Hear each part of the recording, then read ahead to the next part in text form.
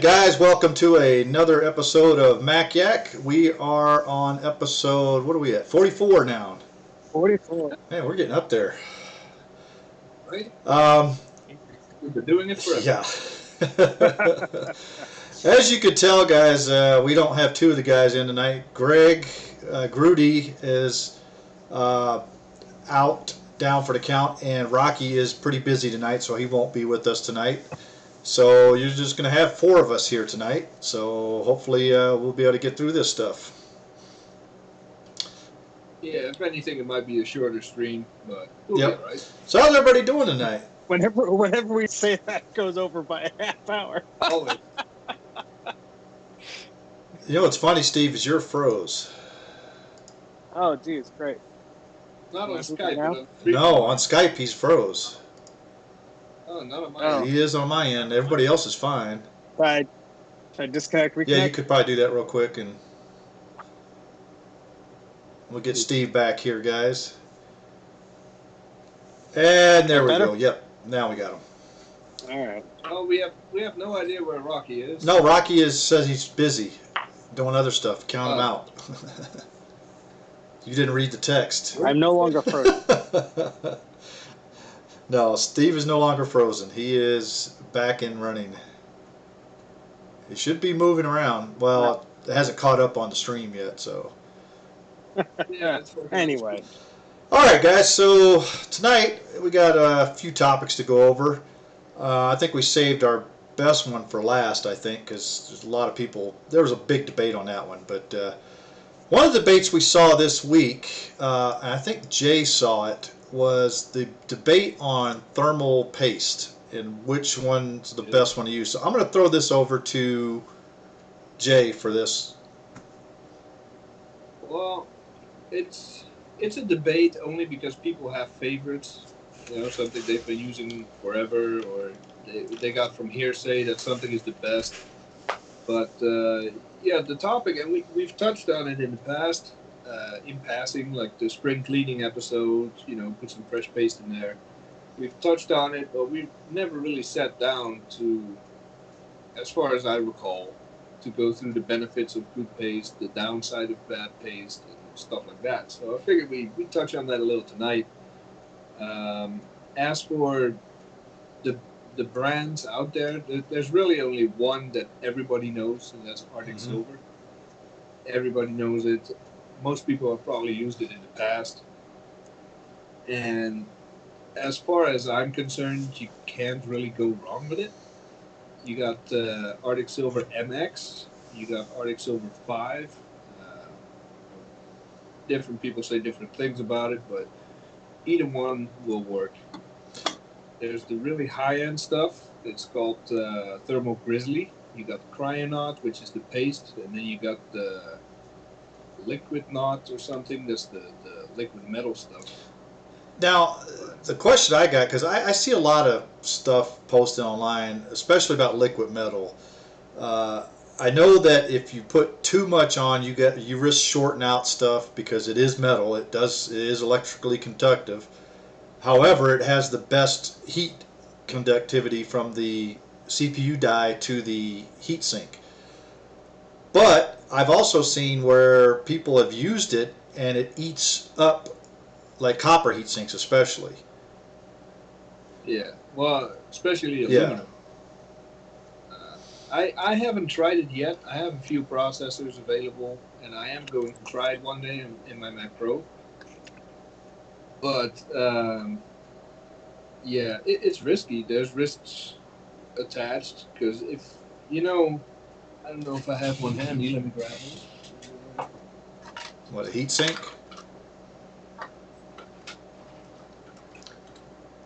I thought I had a processor here. Oh yeah, I do. And this is just one example for a Mac Pro. I don't know if this Yep. is Oh yeah, focusing, you can see but it. this is where you want to put the thermal see. paste or the liquid metal. I see Mike Mike. is looking Yeah, I at see that. Mike's face in the CPU. So you want to put it right on Mike's face, right there. But if it flows out and hits these capacitors or whatever you call these things, you risk frying your CPU. So what a lot of people do that work with liquid metal, they have some clear nail polish that they put over here to kind of form a barrier. So if the liquid metal flows out from on top of the chip, it hits that little barrier and it can't short anything out. Of course, there is the potential damage to your heat sinks, and from what I've heard, your CPU die as well. It will eventually eat away at your CPU. So Lovely. I don't think there's any benefits for us, the average home user. If someone buys a Mac, writes it off within 1 or 2 years for their business, by all means put liquid metal on there, get the maximum performance out of it before it fries itself, and then you're going to buy a new one anyway. Yeah.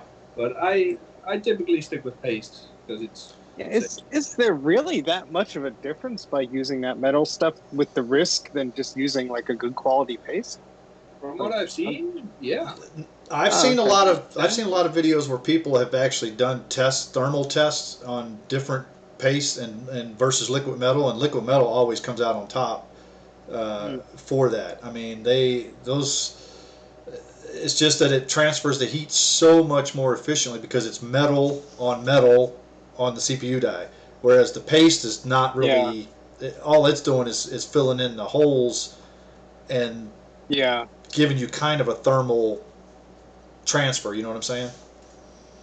Yeah. Thankfully, personally, with the whole thermal paste thing, I've never really bought into anything expensive. I usually get the store brand, but honestly, I don't use it much. When I built a PC, I used it, and when I put a second CPU in the Mac Pro, I took all the paste off of everything existing and I put new one on. Ever since the last time we talked about this, I said I would have to repaste some of my machines. I just haven't gotten around to it, but it's interesting to read about. I never even knew that that type of paste was a thing. Now, go ahead.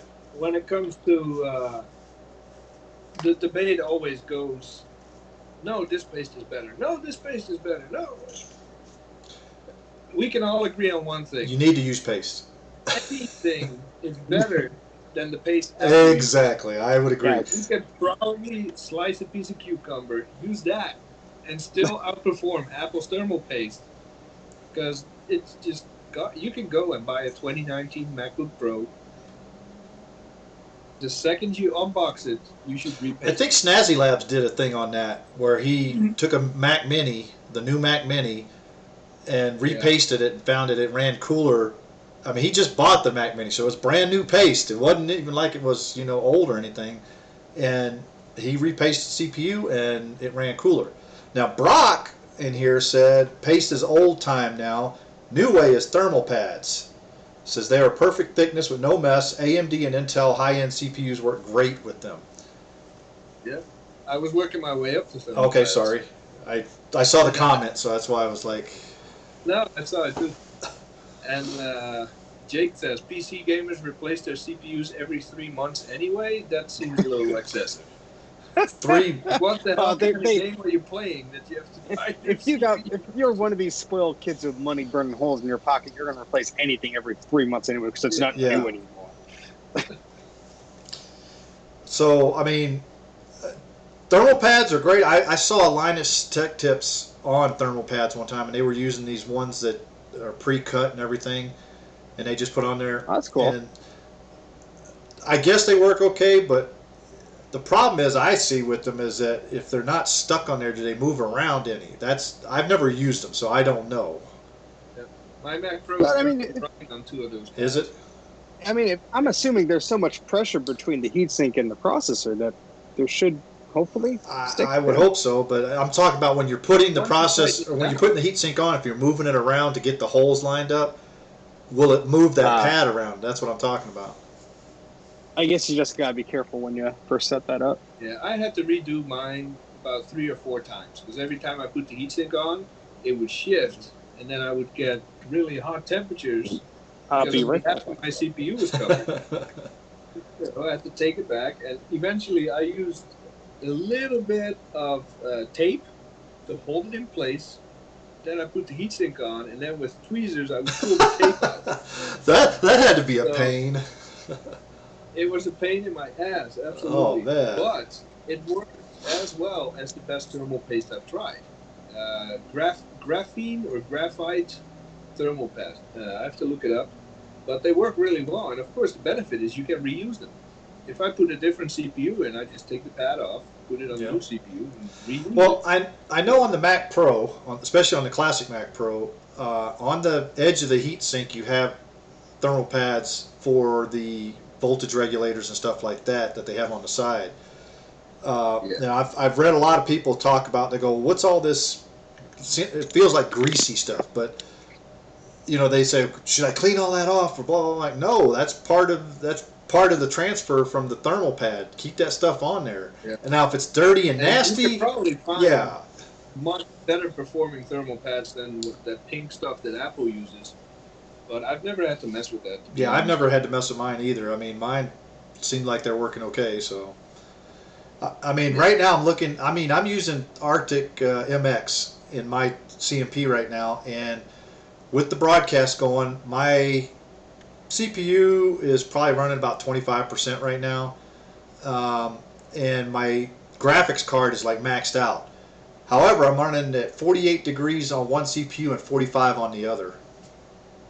And that's Celsius, so That's not no. bad. Uh, Someone in the chat is asking, what happens if you don't put thermal paste on your CPU? You, It's not gonna overheat because the contacts there's enough surface contact between the heatsink and the CPU die to get most of the heat I would out. The also problem say is, how clean is your CPU die and your heatsink, yeah, because if they're perfectly clean, you might get a good mating surface, and it will conduct some heat, or some heat away from the thing, but it's still not going to be as good as with paste. yeah, and your CPU die and heatsink are not 100% flat. Yep. If you put it under a microscope, it looks like the Grand Canyon, and those cracks and craters, and it really looks horrible under a microscope. That's what you want to fill up with the thermal paste to make sure that even from those holes and scratches, the heat can get Yep. out. Because if you look at, and you can Google it, look up Intel Xeon Inside, you get a you get an inside view of what one of those chips looks like, or an i7, or one of those 28 cores chips. So if you have, where did I put it? Now this is a old Xeon, so a lot going on in here, but not that much. And let's see, if you have a scratch right here, and even if you can't see it, it's going to be there in some way, shape, or form. If no paste is filling that up, you might be talking about the area for 4 or 5 cores inside that chip that run hotter than this part of the chip where the cache is. Or, this thing is packed full of ridiculous amounts of stuff, and every bit of it needs to be covered by paste or have good contact with the heatsink. So you might, if you don't use thermal paste, or it's uneven, or there's an air bubble in it, you might see that core 4 out of 6 is running hotter, or stuff Well, you're like that. talking over millions and millions of transistors that are, turning off and on, thousands of times a second. That's creating a lot of heat. Yeah, especially in the new Yeah, MacBook Yeah. Pros. the only CPU I've ran without even a heatsink on it was like an old, I think it was like a Pentium 1 or something like that. And it didn't even have a heatsink on the motherboard. And I was just testing it for one of these things I was doing. And I found like the old instruction booklet like online for it. Someone scanned it in. And it was just like the most ridiculous, like, oh, you don't really need a heatsink. Like thermal grease is preferred, but if you can't, like, it was all this like crazy stuff. I'm like, okay, Makes you want to like go. I Make, guess I guess you don't need it, but yeah, I probably should put one out makes there. makes you You want to slap remember the guy that the wrote that. G3 Blue and White, that Yeah. tiny heatsink in the G3 Oh Blue and yeah. White? Like I But ran that for a while, no problem. what always got me was, at least on mine, the G3 Mini Tower I have, the heatsink on that processor was bigger than the heatsink on the blue and white. And so I'm like, what this doesn't make sense. Better Yeah. airflow, probably. Probably. So Yeah. What's your preferred paste, Mike? I just use whatever I can. I look at it this way. I'm from the old school. It's better to have some than none. Yep. Yep. Lately, I've been using some thermal take stuff that Best Buy sells because it's one of the few places I can get them locally. So Yeah, that's the thing. Like Mike said. I don't use it a lot like you guys do. You know, I'm not ripping apart my computers every month and repasting my processor. Oh, okay. How many times have you pulled apart that Mac Pro since you got it? I haven't pulled the heatsink off the processor. Ah, give it Just time. because I ripped the logic board out doesn't mean anything. I don't have to repaste it. Because this one here is so simple, it's ridiculous compared to the 3 comma 2 comma or 1 comma 1 that takes 6 hours just to figure out how to take the heat sink off the process. Yeah. Yep. So that's my MacBook Pro though, because that thing does run hot. Yeah, that's the problem with, just like if you're in a rush or you didn't expect to be planning to take a heatsink off the CPU and you just need paste, like it's getting harder and harder, at least, in some areas to find that type of stuff. So yeah, Best Buy may not have the best brand, but if it's the only store that has that stuff and you're not waiting 2 to 3 days to get it to you from like an online store, then paste is paste. You can always replace it later. More than likely, whatever you find at Best Buy, or hell, even 7-Eleven, it's still better than Apple. Or some guy living under a bridge, whatever he gives you is probably still better than Apple. Yeah.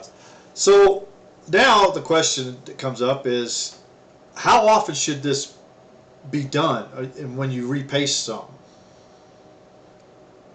I don't think there's really a set time for it. It's just whenever you see your temperatures rising from normal. Yeah, so I guess keep a good eye on it. Well, folks got to remember too that paste does get hard after a while, and when it hardens up, that's when it loses its thermal conductivity. It starts cracking also, and when you get those cracks in there, then it's no longer touching, like Jay was talking about, the scratches on the die, but these are huge cracks in the thermal paste, and you don't want that. You always want that thermal paste to be moist. That's when it works its best, but when it's dry, it's not going to conduct any heat, so you want it moist. Myself personally, I would do it maybe once a year when you do your annual cleaning on your computer. I'm just joking because I know.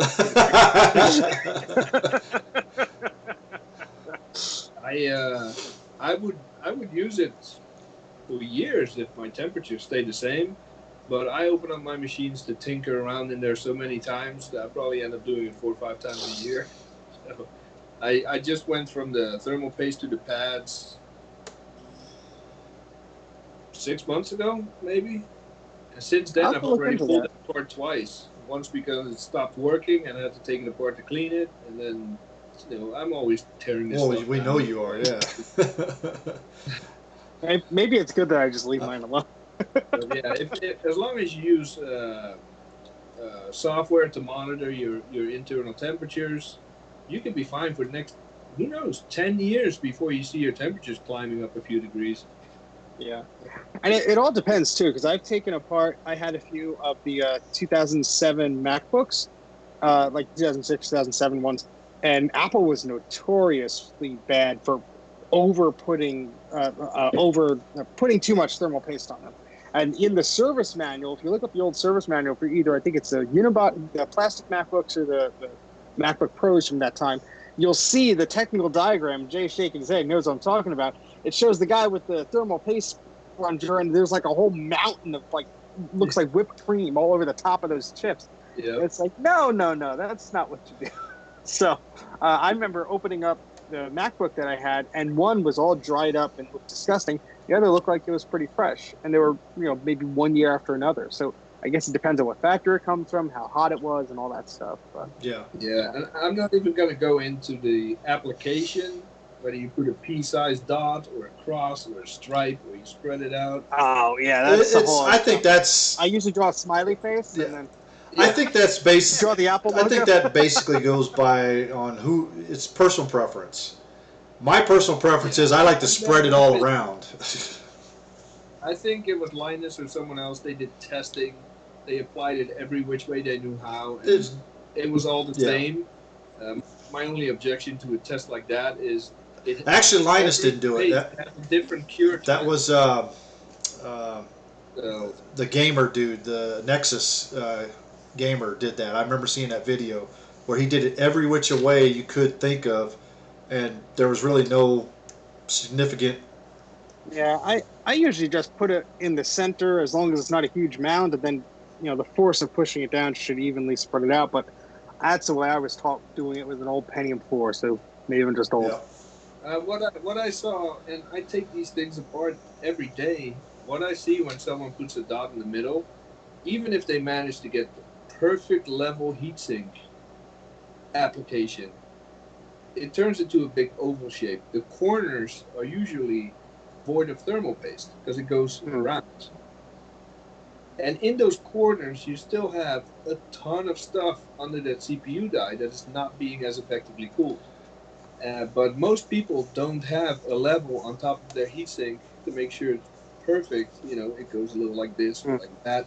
So it's always pushed one way or another. So now I'm talking about it anyway. Damn it. Well, I don't think that. That'll be a future topic. I mean, we're still on the thermal paste topic, so. I mean, myself personally, I like to spread it around to make sure it's spread evenly. That's just my preference. I mean, I don't know. All right, guys. So I think we pretty much got this one in the bag here. Yeah. So in case it got lost, any paste is better than Apple's paste. Repaste it as soon as you own it. Whether it's used or brand new, repaste it. Yeah, void that warranty. Repaste it. Well, how are they going to know you're voiding the warranty? Because there's no little warranty. Oh, that T2 chip is always on looking. Well, I don't have a T2 chip in my stuff, so. They'll put one in there. All right, so everyone knows that Catalina came out to the public Monday. So we've had at least 4 days for everybody to have Catalina. I know some of us have beta tested it before, but the public got a hold of it Monday. Which Brock was not too far off. Brock said Friday, so he was off by a couple of days. So Brock had some pretty good insight there, I think. He wasn't that far off. So we got to give Brock some props there. As far as Catalina, first thoughts on it for anybody that's using it. I know Jay is probably not using it at all, correct? All right, so I think I'm probably one of the only ones using it. I don't know about you, Steve.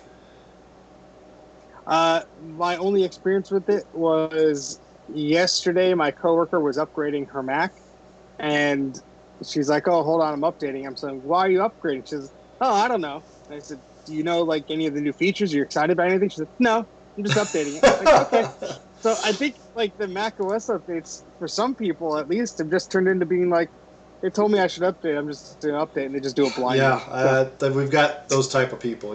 Those people. I have a 2015 machine here for my work machine.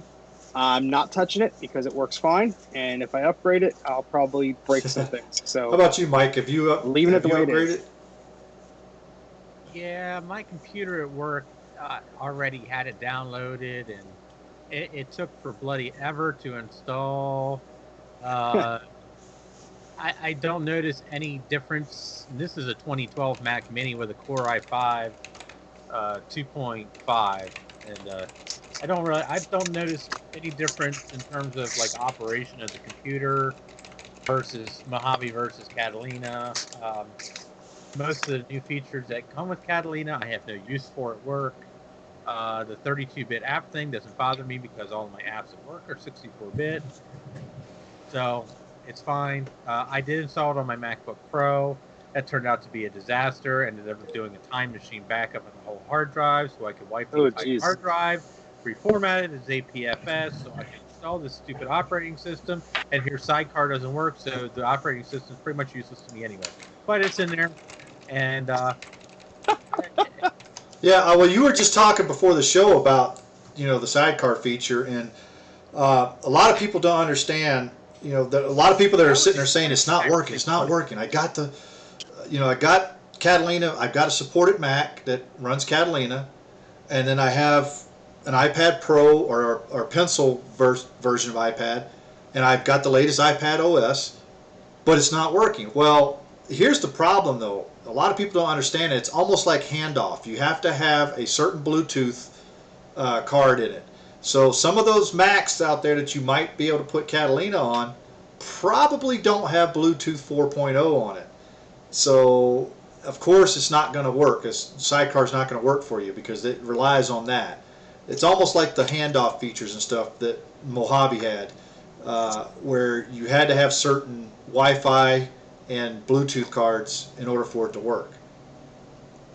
So a lot of people need to understand that that's not going to work. Now, I have used Sidecar because I have a 2017 MacBook Pro and I have an iPad Pro. Works perfect. Not a problem at all with it. You click the little icon on the top and the iPad automatically switches over to a desktop view, and then you have the touch bar like you would have on a regular touch bar Mac, iMac or a MacBook Pro or whatever. So you have that little touch bar feature on there. So although, to be honest with you, I have not found a use for that touch bar feature yet, but I do like the idea of having a second screen that I could use anytime I want on my MacBook Pro. So that's one. Yes, that's a comment. Can you use in the comment section there? Can you use Sidecar with a cable? I thought that was a possibility. Maybe I misunderstood.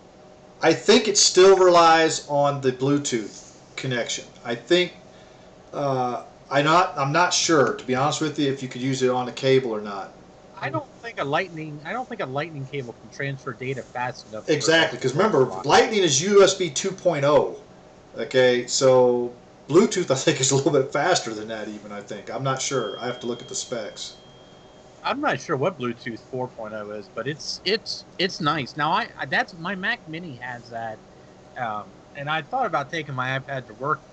I just want to try it out. I mean, that was the only major feature that they were releasing with Catalina that remotely interested me.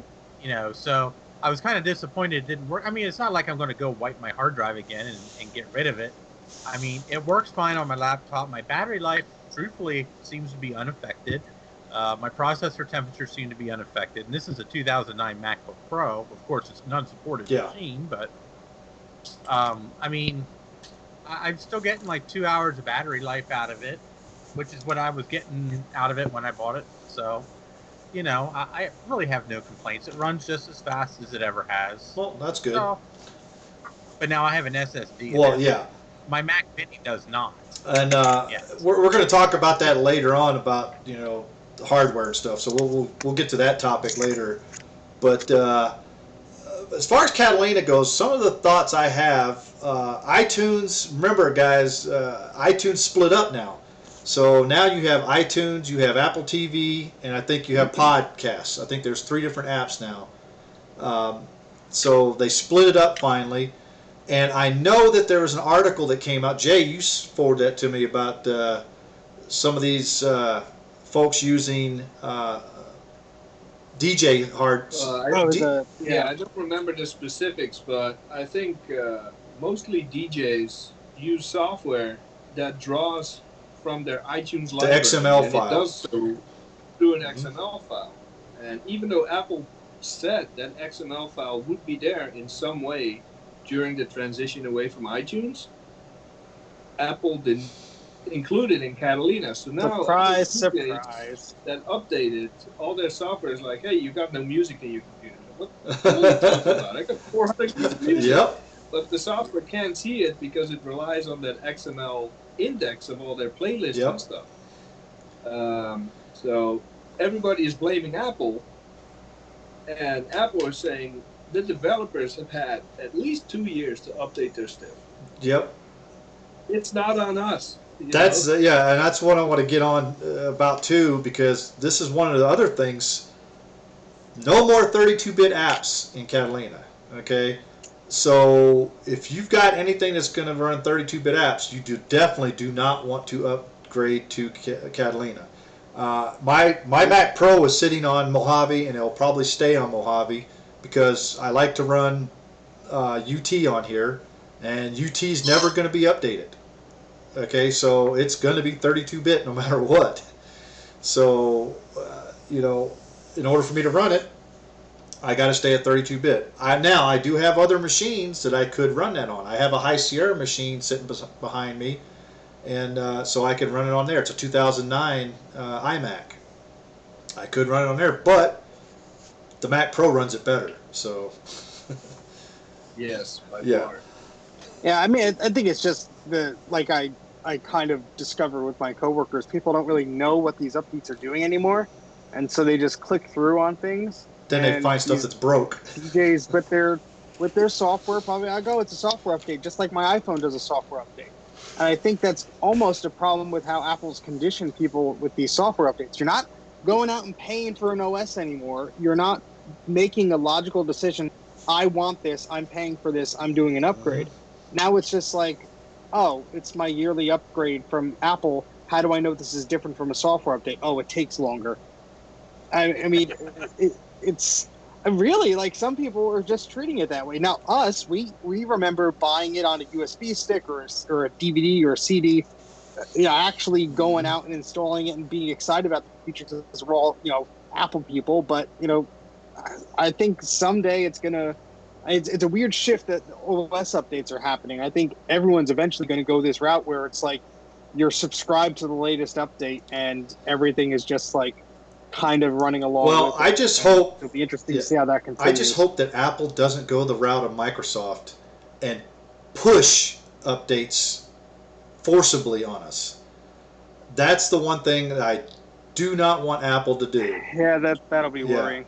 I mean, Well, it already does for a lot of things you don't notice, like the gate or the malware removal tool definitions are pushed to you.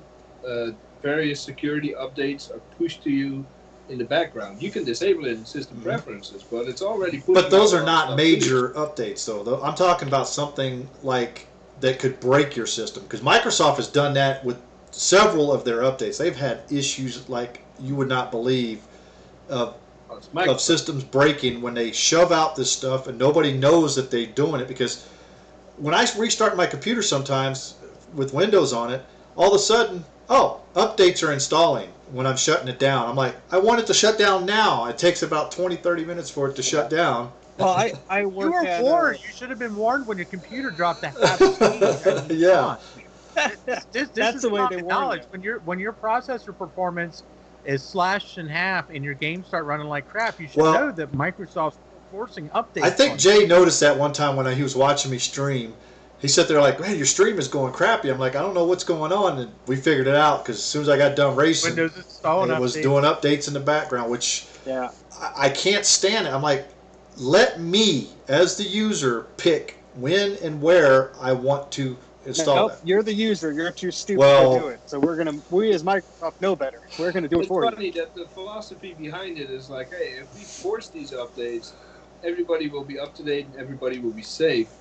And that's nice on paper, but how many people, and how many businesses and ATMs and hospitals still run XP because they have it, it works, it's easier, So you're pushing these updates to the 5% of people that have whatever OS you got, and the rest of the world is still using Vista or 7 or XP. And I mean, whatever. the problem that the company I work at, we have a piece of software that's kind of like a legacy piece of software, and we don't update it anymore. It's Windows based, and Microsoft pushed out this update that was a forced update, and it bricked basically our software, which we don't have any developers working on because it's a legacy piece of software. So we had to go and figure out how to have people uninstall this update and then tell Windows not to install the update, only to figure out that Microsoft kept rebranding this update as a different name or whatever every few weeks, every few months, or some security thing, and it kept bricking it all over again. I'm just glad I wasn't on that team. Well, I'm reading some comments here, and Christopher said something right here. It says, I read that newer 32-bit software, such as later Adobe 32-bit applications, still work in Catalina, but I don't know if that's true. It says Mojave will probably remain popular for a long time now. And that's probably true because, to be honest with you, I just got an update for High Sierra on my 2009. I had to reboot it this morning and install it. It took about 45 something minutes to install, but it had a pretty much a good system update, for High Sierra. So they're still updating a couple of versions back. So you're still going to get Well, Mojave. Yeah, but as of Monday, What was that Sierra update? is The out. Sierra's out, but not High Sierra. High Sierra is still a valid operating system that's still supported by Apple. So Now I checked, and there's a piece of software. We'll add it to the description later. There's a very good piece of software that thoroughly checks all your software for 32-bit code. And I think that was yesterday or the day before. I updated Final Cut Pro, I updated Motion, and I updated Compressor through the App Store. So I got the latest and greatest that Apple pushed out a few days after they released Catalina, and I checked them. And several components of all three apps, and iMovie too, are still 32-bit. and that's an Apple product. Yeah, so they either forgot to take it out, or it's some kind of. I don't think it's a compatibility thing, because every system that can run the latest Final Cut Pro is running a 64-bit OS. So I don't know what's up with that. It might very well be that they loosened up and allow some kind of 32-bit code to run. I don't know. Or it's only Apple who's allowing their own stuff. That could be. to run, because they're too lazy to pay their developers extra money. Let's be realistic. Steve's got a good point there. probably it. Steve has got an awesome point, because it's Apple.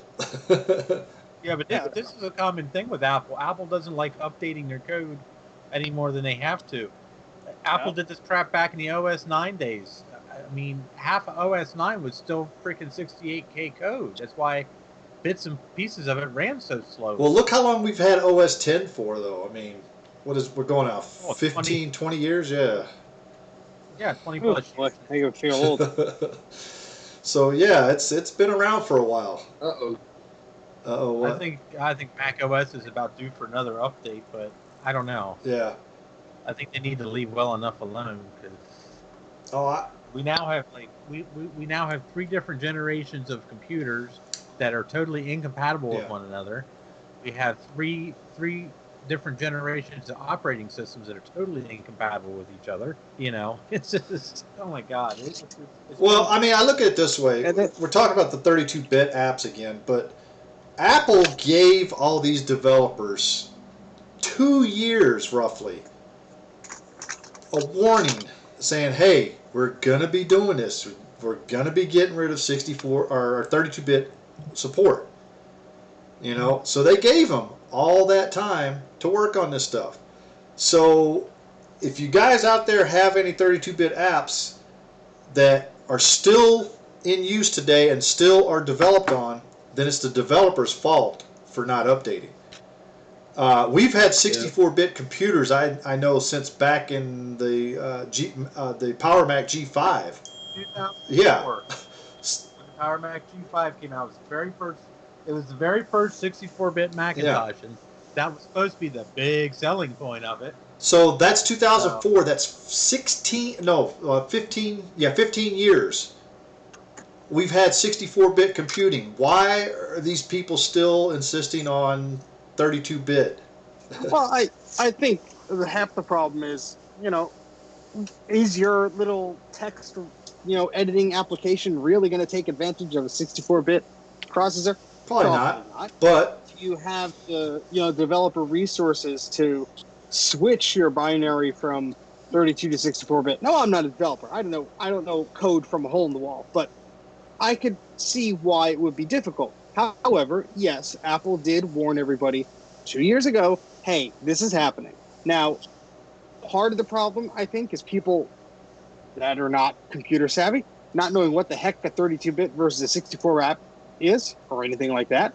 They just think, oh, it worked before, it should work, and maybe don't even know they're being updated to this new Mac OS. Apple checks that download automatic updates by default on your system. So if you go to System Preferences, it already downloaded the update. It already downloaded on my work machine. I had to uncheck that box, reboot it, so it would delete that file. But, I mean, it's a little dangerous here where, yes, there are some major changes, but I almost wish a little dialogue box would come up.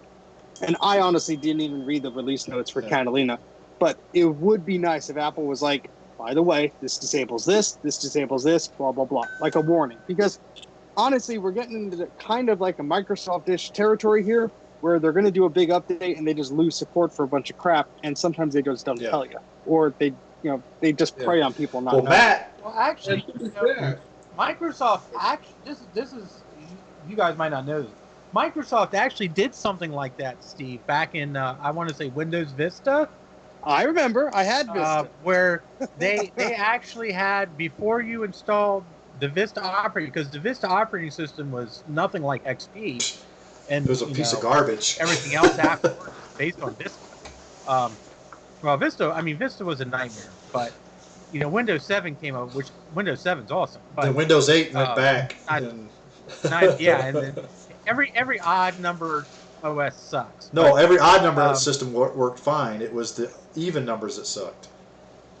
Oh yeah, true. But when people were upgrading to Windows Vista, they could download a utility, or if they had the Vista CD, there was a utility that ran before it installed. Yep, the upgraded version. Everything on your system, and it would say, this is not going to work, this is not going to work, these drivers aren't going to work, this hardware device will not be supported, etc., etc., etc.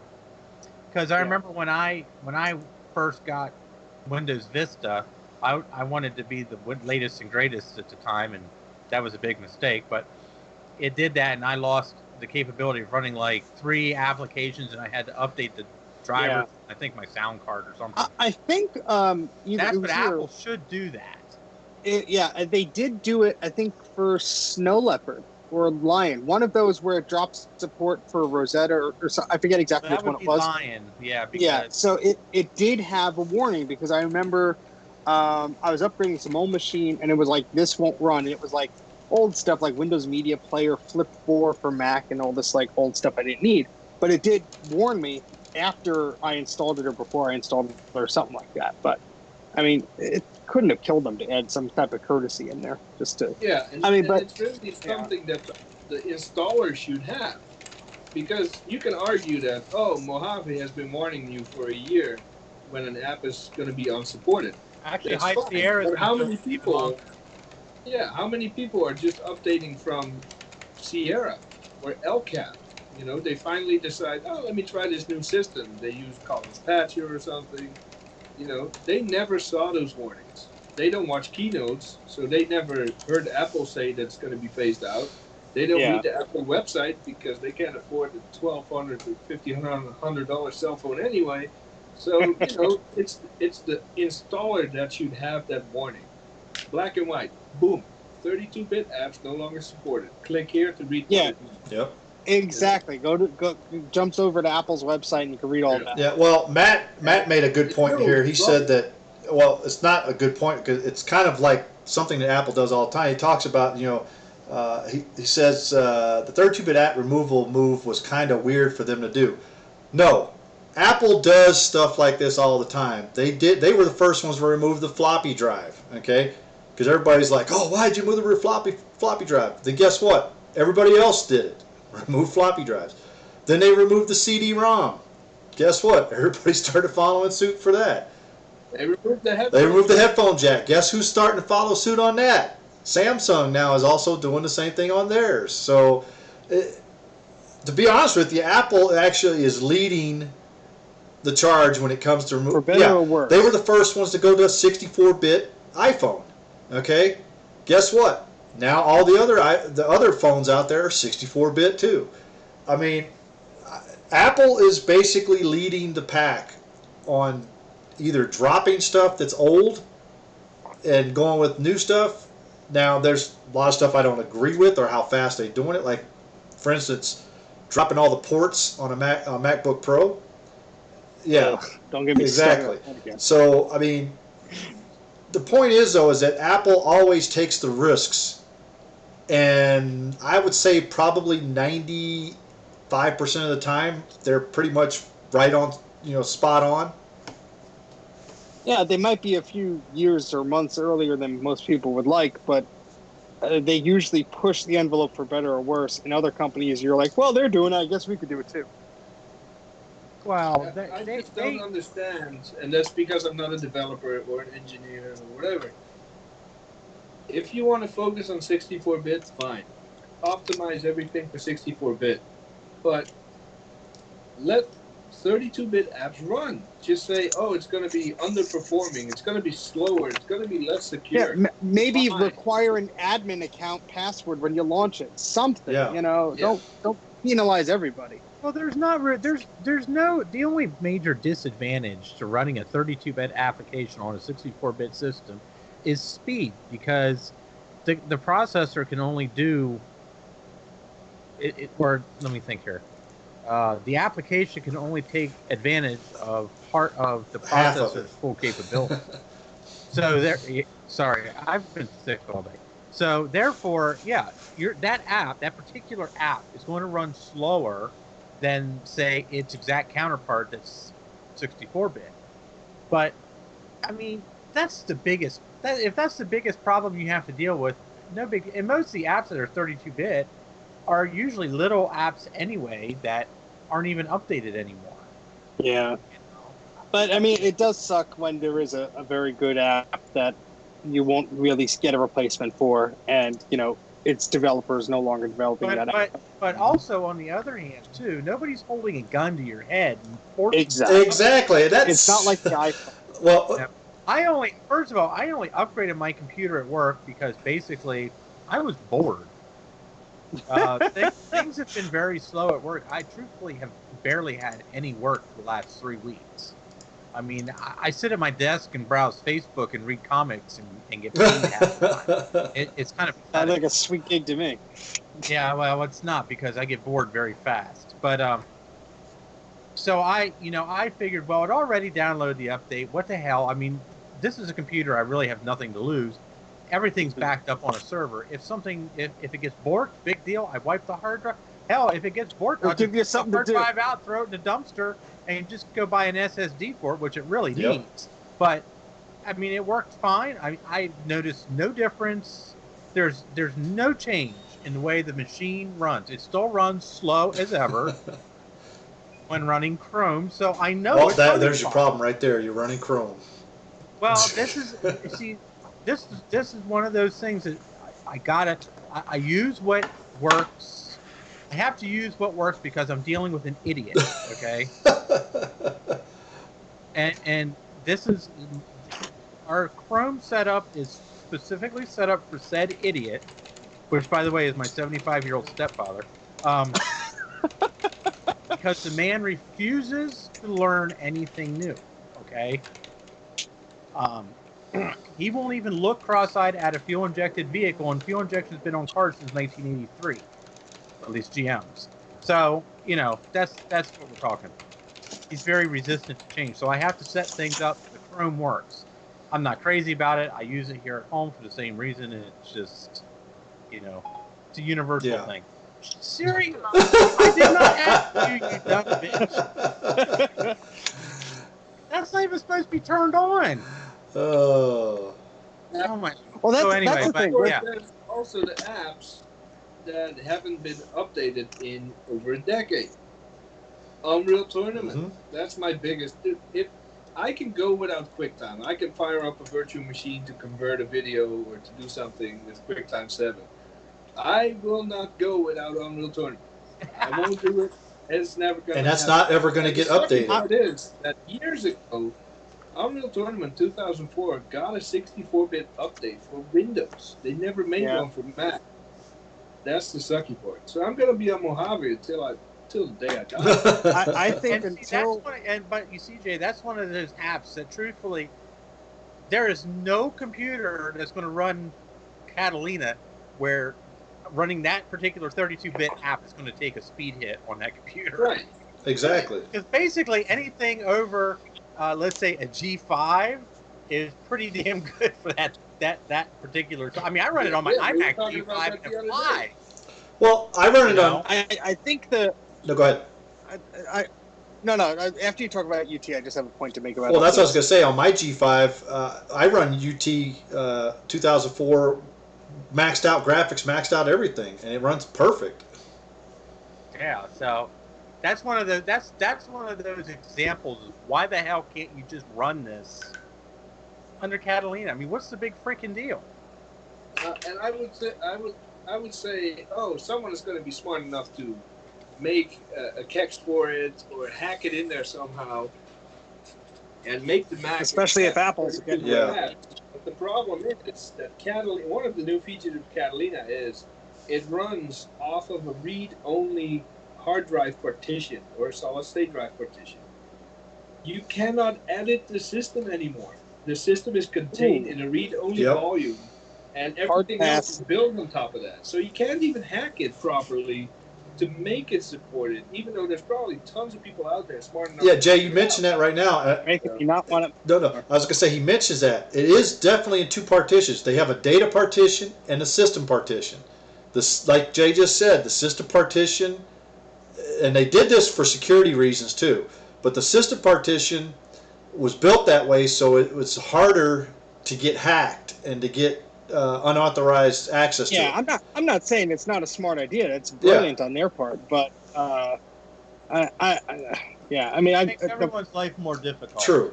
For those of us who want to do want or need to do things in that system partition. Yeah, and I'm still from the Mac user generation that went after every component of macOS 8 and 9 with ResEdit to change it up. The fact that it's on a read-only volume just bugs me. Yeah, I think what I'm scared of is when these macOS updates become like the iPhone updates, where you can only update it when it's signed, and we get stuck in a situation. Hopefully, this never happens. And I'm cautiously giving Apple ideas here that when you update to the OS, you can't. I'm willing to bet you that's probably what part of the T2 chip is going to be for. I'm worried too. So systems like what we have here now are basically you can go backwards, put any OS you want on it. I mean, anytime you want. But I think you're right, Steve. I think they're probably going to go to that signature thing, and then they're going to stop signing. Yeah, that'd be the last Mac I buy. I tell you that, guys. Seriously, I don't know what I'll do. The thing is, we know that I think 2036 is doomsday for PowerPC systems, right? Why? Because that's when that clock runs out. Really? 32-bit systems are no longer able to comprehend anything past 2036, so PowerPCs are going to. Well, it's not the G5 because they're 64-bit. Possibly not the G5, but I've accepted that. At that date, just set the date. Set up a time server on your network and just have the date be, set it to a previous year. But my Mac Pro will be around forever. I can keep this thing alive forever and run 10.6 to 10.14 or 15, whatever I want. But once Apple starts dictating which OS I have to run, and I'm done buying new products. I'm going a little off topic here, but that's too much for me. It's funny because James goes, soon Apple will put their OS on a ROM more likely. I said, well, that's pretty much how Mac started with the OS in a ROM. They've done that. They've done that. On the Macintosh Classic. Yep. Yeah. Don't make me pull it off the shelf. We'll do a live demonstration. It had System 6.0.8 in ROM. Fastest I've ever seen a damn Mac boot up. Yeah, it was actually quite. It was a good idea at the time for people who didn't have a hard drive, because back then hard drives were so ridiculously expensive, and the Mac Classic was supposed to be cheap. So, you know. All right, guys. So let's go ahead and move on to our next topic here. Oh, I'm gonna black out my camera because I'm stepping outside. It's almost 90 degrees in my office. He's gonna go kill himself. I'll still be here. It's not on camera. We get to make fun of his frozen image when he freezes, right? Yeah. All right, guys. So, next topic tonight is Wi-Fi versus Ethernet. And this is going to be kind of pretty brief. why is this even a topic? It's going to be one giant Wi-Fi jab sucks. at Yes, Rudy. this is all at Grudy. Since he's not here to defend himself, it's going to be even better. Well, good. Does that mean we can go? Does that mean we can go 820? Because I'm sorry, Wi-Fi sucks. You know, I mean, it has its use. Don't get me wrong. I was going to say, has its uses. No, I'm not going to say that Wi-Fi is the worst thing. It's the Antichrist. You should never touch it. How do you put a wired Ethernet on this? That's what I'm saying. It has its uses.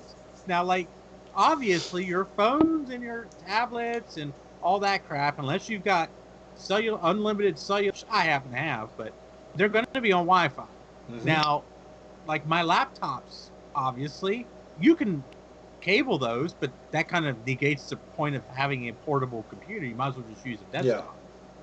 So, you know, I have those on Wi-Fi. But other than that, nothing in my house, nothing at my job, with one exception, is Wi-Fi. Because it's slow. And it is, I don't care what anybody says, it's still susceptible to interference. Yes. In fact, that's... Don't get, nobody feed me that crap that says, oh, well, the 5 gigahertz, it doesn't matter. And I'm going to agree and disagree with you a little bit here, Mike. And the reason why I say that is because you and I are both ham radio operators, so we both know about RF and stuff like that and how it works. And you know what the FM capture effect is, correct? Okay. Yeah. So, for those that don't know out there, but the FM capture... Yeah, enlighten me. What the FM capture effect is that when you're using an FM modulated signal, which is what Wi-Fi is, they're FM modulated, what happens is the strongest signal is the only one that's received. So you cannot, it basically blocks out the weaker one. So if you have one that's about 1 or 2 dB stronger, that's going to be the signal that gets through. The other signals, they're just totally gone. Especially when you're on the same frequencies. Now, in a place like where I live at here, I have tons and tons of Wi-Fi signals because I live in a townhouse. So there's all these houses near me and they all run Wi-Fi. So you get to see all these signals all over the place. So I have to be creative and put my Wi-Fi on odd frequencies or odd channels that are offset from other ones, because you'll see a lot of people use, there's 3 special channels. One, I think channel 3, channel 6, and channel 9 are the 3 most popular ones that are used on 2.4 gigahertz. Most of the time the routers, or the Wi-Fi routers, are set to, I think, default it's channel 6, which is right dead in the center of the band. But since they've been making more and more of these Wi-Fi routers out there, they make them where they push more and more data through. In order to push more and more data, you have to have wider bandwidth. So they make it where one signal might be on channel 6, but it's covering from channel 3 to channel 9. All that spectrum in there is being covered. Am I putting you to sleep, Mike or Steve? So I'm just saying that's. No, I'm listening. I'm listening intently because. Yeah, no, I'm talking Steve. You know more. Oh, I'm gonna say because you know more about Wi-Fi than I do. I mean, I know about general. Yeah, but that's. FM. What you're talking about is basically the same principle as FM radio. It is. It's exactly how FM radio works. Everybody listens to every day. So. But I mean, I've been a radio operator. I mean, a ham radio operator for past almost 25 years, getting ready to go on 30 years roughly. So I've been using radio for a long time, and Wi-Fi is no different from any other radio. It's basically the same, except that it's on a higher frequency band, which means that it's shorter distance. That's pretty much what it is. Now, like Mike just said. Yep, and the higher it gets, the more distance you lose. Exactly. That's what I was just getting ready to say, is Mike was talking about when people talk about 5 gigahertz, yeah, it might be a little cleaner up there or clearer. The problem is that the signal, the distance is a lot shorter, okay? Because you're going from 2.4 gigahertz to 5 gigahertz. So that means that wavelength goes from this to about that, you know. So, And if it doesn't make sense, just compare it with the cell phone technology. well, the 3G, 4G, 5G. Now, everywhere, if you go to an area where they're putting up 5G towers, you'll see them every 50 feet. well, I actually, Just to get the same coverage going, they need to put it every 50 feet. They're downing trees by the millions all over the country just to get clear line of sight, because even a tree can block 5G. That's how weak 5G is. well, it's not just the weakness; it's just the wavelength. Wavelength is so Yes. small, it can travel so far. Exactly, and the shorter the wavelength, the shorter. That's the reason why Wi-Fi was picked in a 2.4 to 5 gigahertz band, because it's such a short wavelength, so it doesn't go that far, and that's the reason why they picked those bands for Wi-Fi. But cellular signals, I think, originally started in the 800 megahertz band. Okay, so those are like way below. Amps was 800 Yeah. megahertz. So now you're talking about cell towers are going to be in millimeter wavelength bands now. I think that's what the 5G is in, is millimeter. So we're not talking about, meters anymore. We're talking about millimeter wavelengths. I'm talking about wavelengths that you can barely measure. Now, and I'm set in my house because my house is aluminum sided paneling, so it's not getting in my house, and I don't want it. And that's the point, is that walls and other stuff can block Wi-Fi signals very easily. I mean, that's the problem with it, is that, and that's the reason why you need extenders and stuff like that. Now, Ethernet is the best way to go. So if you can actually wire up your house to where you have Ethernet, and like Mike said, that you're going to get the fastest speeds possible, especially when you're doing file transfers from one computer to another. Oh, yeah. Dude, my house is basically held together by... If I pull all the Ethernet out of my house, it'll probably collapse. It's what's holding my house up. And to be honest with you, most internet providers now, speeds are faster than Wi-Fi. So if you're using Wi-Fi, you're still not getting your full potential. It used to be the opposite way. It used to be internet providers were slower than Wi-Fi, so it didn't matter if you were on Wi-Fi or not. Yeah. But, Remember when they used to have the modems with the USB 1.0 port on the back because some PCs didn't have Ethernet? Yep. Yeah. I remember. And it's...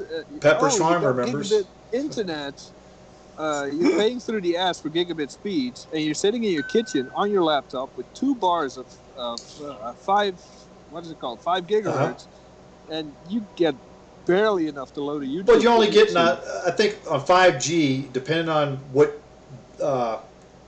one you're using, which router, your Wi-Fi router. If you're using the latest Wi-Fi standard, I think 128 megabits per second or something like that. I can't remember what the fastest speed for Wi-Fi is. It was 11 on 802.11G, then 54 B, the 54 megabits per second on G, and then like something much faster on I want to N. say 128, but I can't remember. But and divide that by 8, then you get megabytes, your actual speed. yes. Yeah. In clear line of sight, optimal, no interference conditions. So basically, it's enough for maybe streaming. I mean, gamers don't even use Wi-Fi because of the latency problems with it, and the collisions. Because you got to remember, Wi-Fi, like Mike was saying, it's interference based too. So any little spark or static in the air is going to cause a packet to be lost, and you're going to have to retransmit that packet. So you're going to have other factors in there too. Whereas Ethernet is almost, I wouldn't say totally interference free, but Ethernet is... Well, if you use shielded cables, it comes pretty damn close. Yeah. It comes close, but it's... a few years ago, I lived in a place where I would be on FaceTime, and suddenly the calls would drop. It took me a while to figure out. Every time my neighbor turned on the microwave, my Wi-Fi would go to shit. Yep. That's Same how reliable frequency. it I was is. just getting ready to say that. I have a 1300 watt microwave in the kitchen. My Wi-Fi router is in my living room on the other side of my apartment.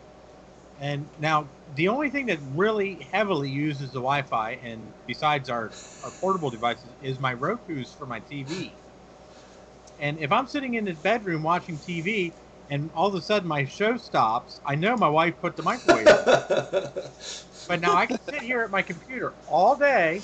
She can run that microwave for 20 hours straight, and it would not bother me one bit. Yeah, because And House by the will way, go on Mike, fire, I disagree with your stance on Ethernet negating, the portability of a laptop. Because I have a 20-foot cable by the couch. I have a cable by the dining room table. I have a cable in the kitchen. I can go anywhere in the house and stay on Ethernet. My cats love it when I drag those cables behind me, but it's doable. It's doable, but it's not. I wouldn't say it's entirely practical for everybody. I'm Yeah, not. unfortunately, I'm not going to sit here and drill holes in my walls and run a whole bunch of Ethernet cables in my apartment because one, that's just going to make a mess, and two, it's just going to piss off my landlord. You know, and granted, there's really only one main place in my house I use my laptop, and that's in my bedroom. Yeah, I think I'm using Wi-Fi right now only because, unfortunately, the MacBook I have, which is not mine, it's my office's one, does not have an Ethernet port on it. So I could use this little Apple USB to Ethernet Yeah, I got one dongle, of them too. yeah, but I mean, I guess I'll just stick with the Wi-Fi when I use this laptop. But at least yours works. I'm not transferring any huge files. It works to a degree. The Wi-Fi in my house is it works better than someone else we know, like Grudy. Oh, burn. Oh, not But touching that. The other thing too is now the stuff that uses Wi-Fi in my house is usually light duty.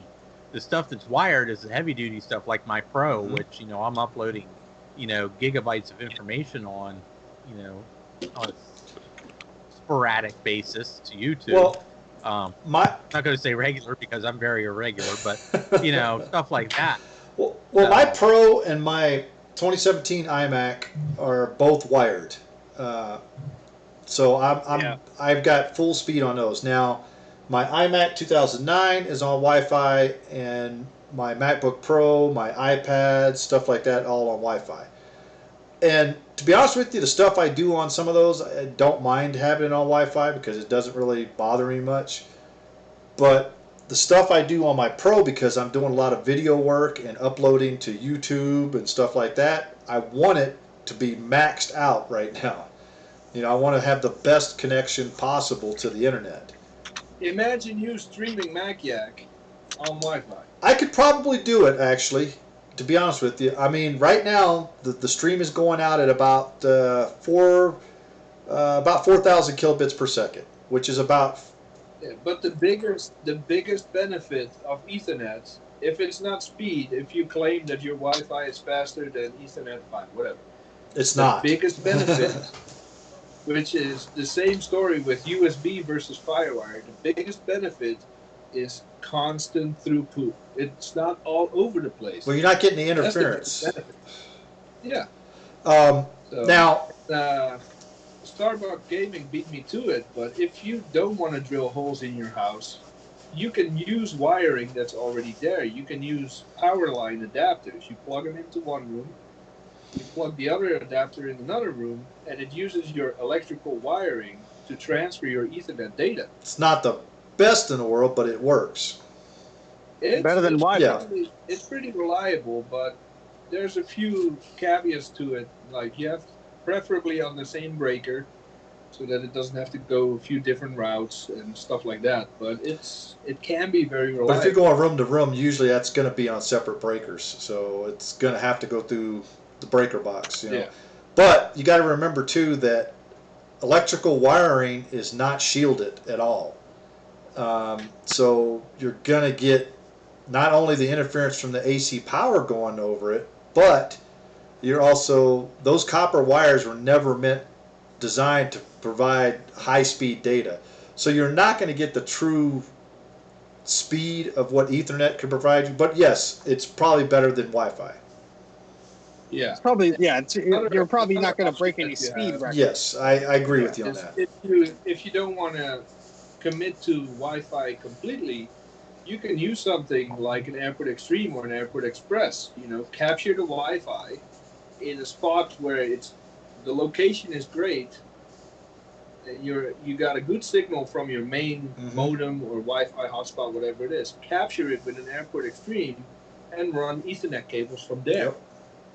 You know, you're cutting some interference. Or you could do this too, like some of the solutions. Like one of the solutions I've done in my place is we have one of these little things you plug into the wall.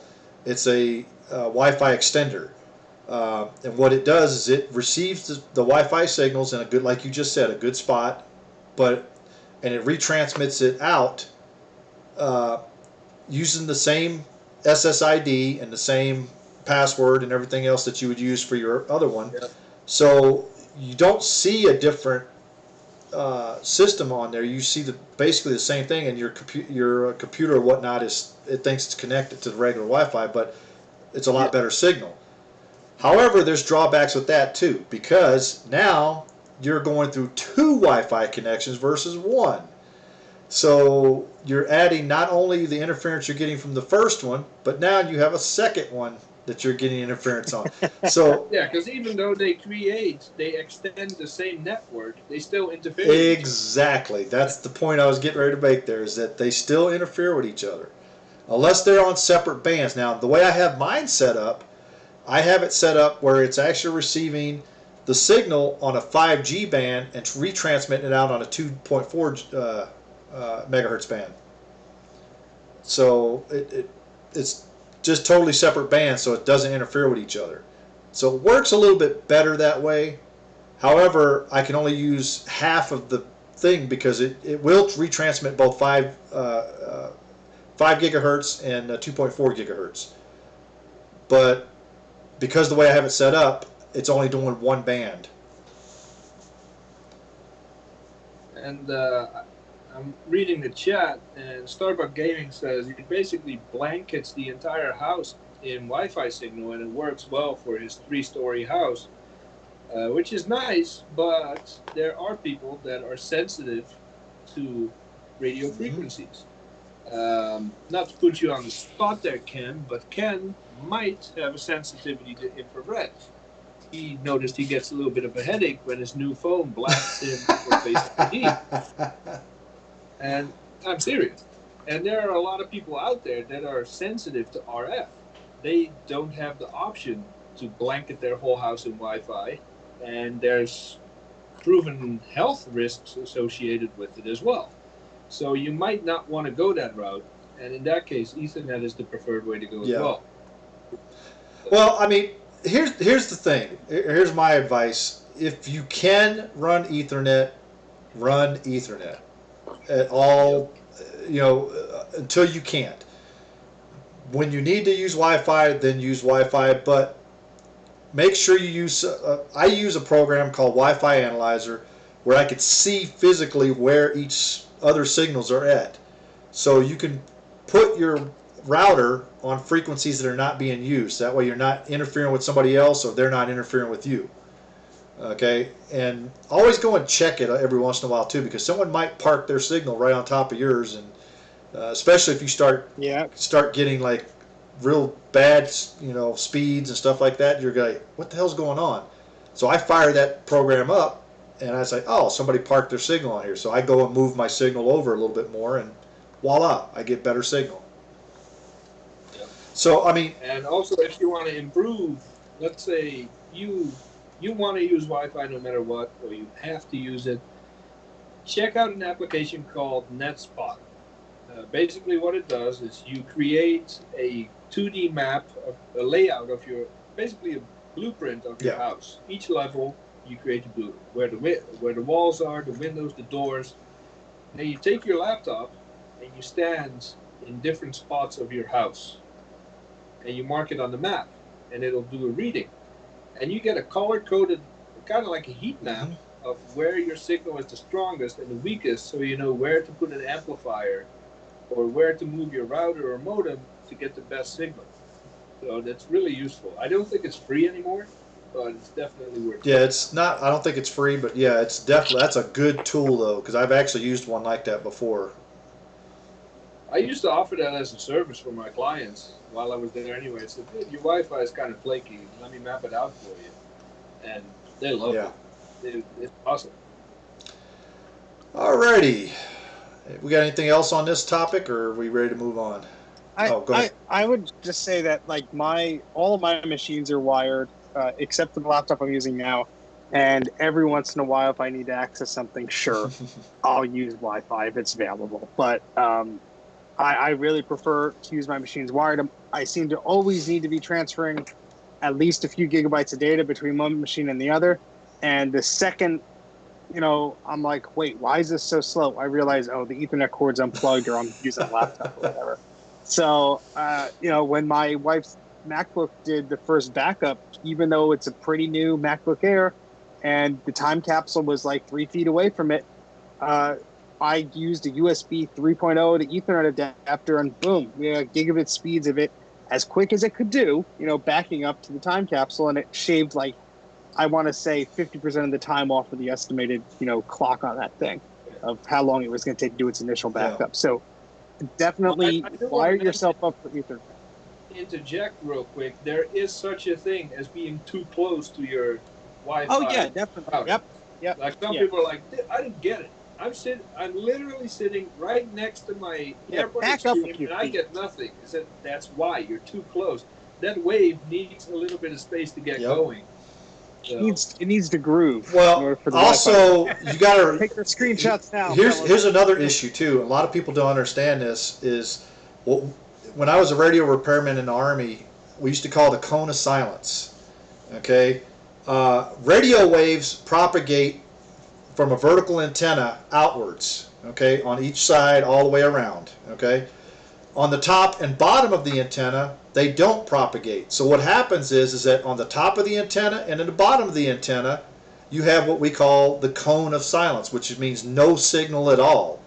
So you could be right on top of, like Jay just said, your router, Wi-Fi router, and if you're underneath it or on the top of it, it's probably going to be zero signal because they don't go out omnidirectional like in a big globe. It's like a big donut that goes out from the router is what it is. Yep. And I want to add one more thing before we move on. Oh, go ahead, Steve. I know. I was just going to say, some people think, I don't need to be Ethernet wired or it's too expensive or whatever. You could get a gigabit hub or a switch rather for like $20 and just use standard Ethernet cable as long as it's good quality. Even if you're just doing a local network for transferring files, it's really simple to set up. So don't think about just because, I don't have it or that's expensive or I don't understand it. It's really not hard to set up. Yep. And not everybody needs to be on Ethernet either. No. We're not saying we're not trying to tell everybody, oh my God, ditch your Wi-Fi, go to Ethernet. And look, if you're just streaming YouTube or something stupid on your computer, then you don't really need to have Ethernet. Yeah. I mean, if you're just a Joe Schmo who just does some simple stuff on your computer, we're talking people who are transferring gigabyte files, or streaming mass amounts of information from their computer to wherever, Yeah. It's like, my laptop is fine on Wi-Fi because all I do on it is a couple of things for work here and there, and I watch YouTube. I don't play games on it or anything like that, really. I use my Pro for all that. Yeah, like Grudy last week. Oh, my lag, UT is horrible. He's playing on Wi-Fi on his crappy internet connection. Now you see, that's one of those things that I've noticed that Wi-Fi isn't the best for. I've tried doing this show from one of my laptops. I've tried my older MacBook, I've tried my newer MacBook Pro, and they all sucked. Everybody says, "Oh, well, it's the Core 2 Duo processor." So I don't buy that. I said, I'm sure it's not helping. But, I mean, truthfully, they do everything else just fine. I think it's the Core 2 Duo processor plus the Wi-Fi connection. Yeah. Yeah. Those two there, you're just asking for trouble. Now I got a quad-core Xeon and a 2 gigabit Ethernet connection, so now I don't have to worry about it. And the one thing I wanted to add, and we can agree to disagree, but if you have anything less than a G5, and I would argue even on a G5 you would need at least a 2 gigahertz or better, don't bother with Wi-Fi. Because Wi-Fi, it's more than just plugging in an antenna and enjoying the internet. That signal has to be encrypted and decrypted, and that's a load on your processor. So people that, oh, I have a Pismo, I'm sitting on the couch and I have this Wi-Fi card in there.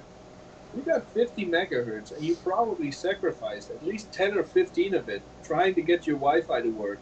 So just Well, don't. some of those older, like the Pismo and stuff, probably don't have the encryption like they do. Because remember, those don't.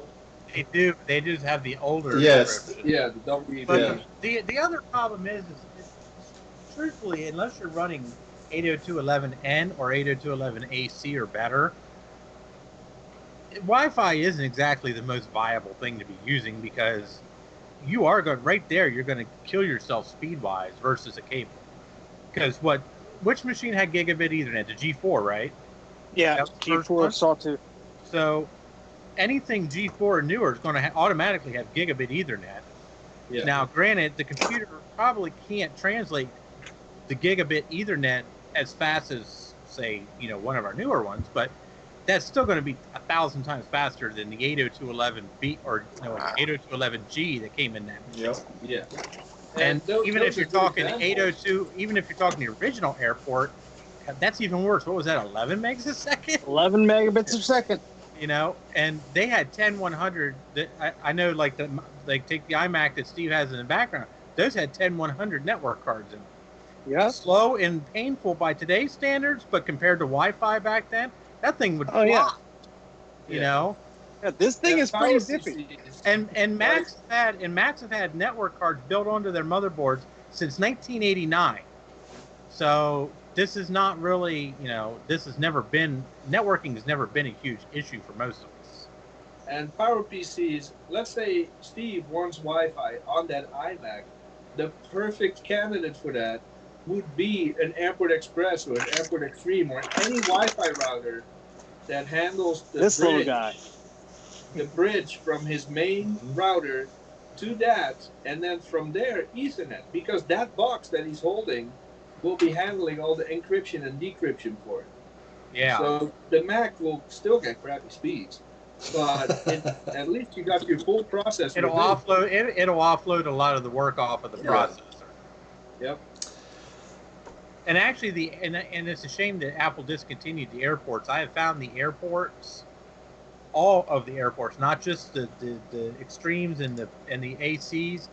Every airport I've ever used has acted as like the best bridge in the world. I've not found an aftermarket home-based router that works as well as an airport does, or when it's so easy to set up. Like I still have an airport. What the hell did they call it? It wasn't an Extreme. The Express? No, not an Express. The little flying saucer looking thing. Yeah, the gray one's just the airport base station, and the white one was actually the Airport Extreme. Okay, that's the one I have because it's the 802.11n model, but it's nice because it supports the older encryption. So I can use that as a bridge to my newer router. If I'm using, like, if I'm hooking up a button, because I don't always hook up computers permanently, so I'm not going to run an Ethernet cable for every single one. Sometimes I just need to do something quick. I'll just use Wi-Fi. But that's a nice bridge especially for like the old iMacs and stuff like that. Yeah. And don't forget, if you don't have one of those, if you have like an old iBook with an airport card in it or something, you could just set up macOS 10's internet sharing. I think since Tiger, it's been built in, and it does a pretty decent job. You could share from FireWire to Ethernet, from Wi-Fi to FireWire, Ethernet, all these crazy convoluted things. Just if you have to get and one of the ways to do that is Ethernet to Wi-Fi, and then you could just set the encryption to none or whatever. You know. All right, guys, let's go ahead and move on here because this next topic's going to be a pretty good one, I think. We talked about transition to Catalina, but this topic came up in one of the Facebook groups we talk about all the time, and people get really upset with Apple not supporting older hardware with newer operating systems. And one of my biggest pet peeves is telling people, like, you know, Apple can't support older hardware forever. You know, they support it for a pretty long time, to be honest with you, I think. I think they support their hardware longer than most companies. Exactly. Yeah.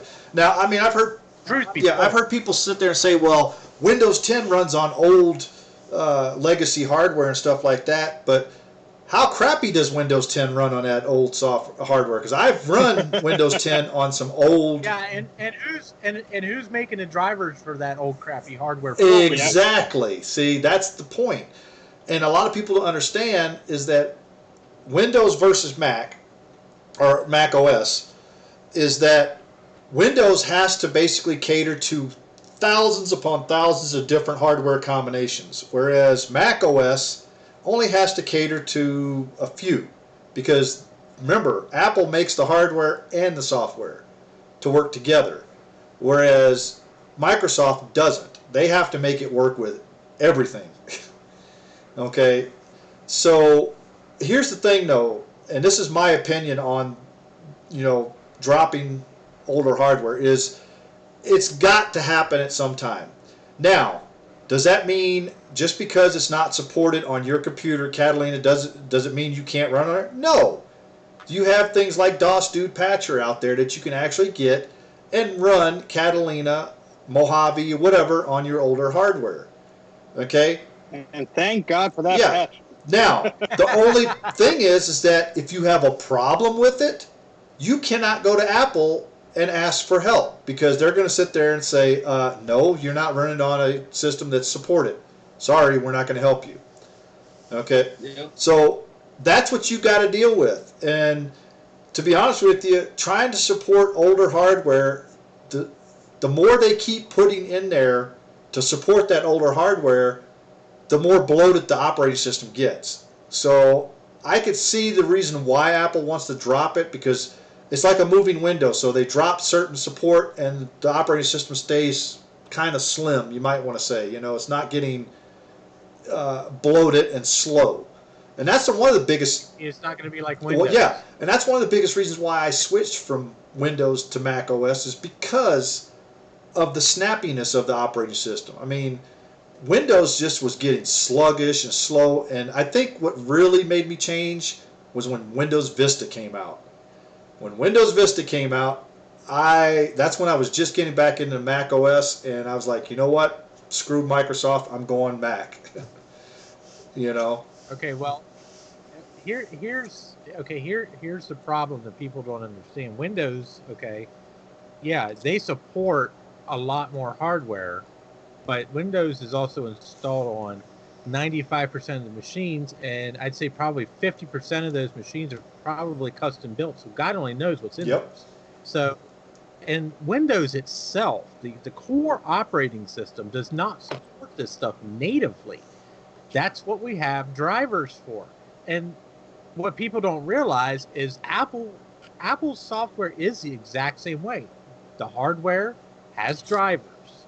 They're a little more discreet, okay, but they're still there. Mm-hmm. And Apple can't keep supporting all of this antique crap until the end of time. Now, I don't exactly agree with some of the stuff that they drop, like, let's say, Catalina. Why on earth, from a strict hardware perspective, would they drop the Mac Pro 4.1/5.1? There is no hardware reason for Apple to drop that machine that Mojave ran just fine on, so long as you had the metal supported video card. I agree with you. And that might be one of those things. That was a pure marketing BS decision. I want the left. Because now there's a new Mac Pro coming. Mm-hmm. Like last year when Mojave came out, they had to support the older Mac Pros because of people being pissed. We're waiting for years.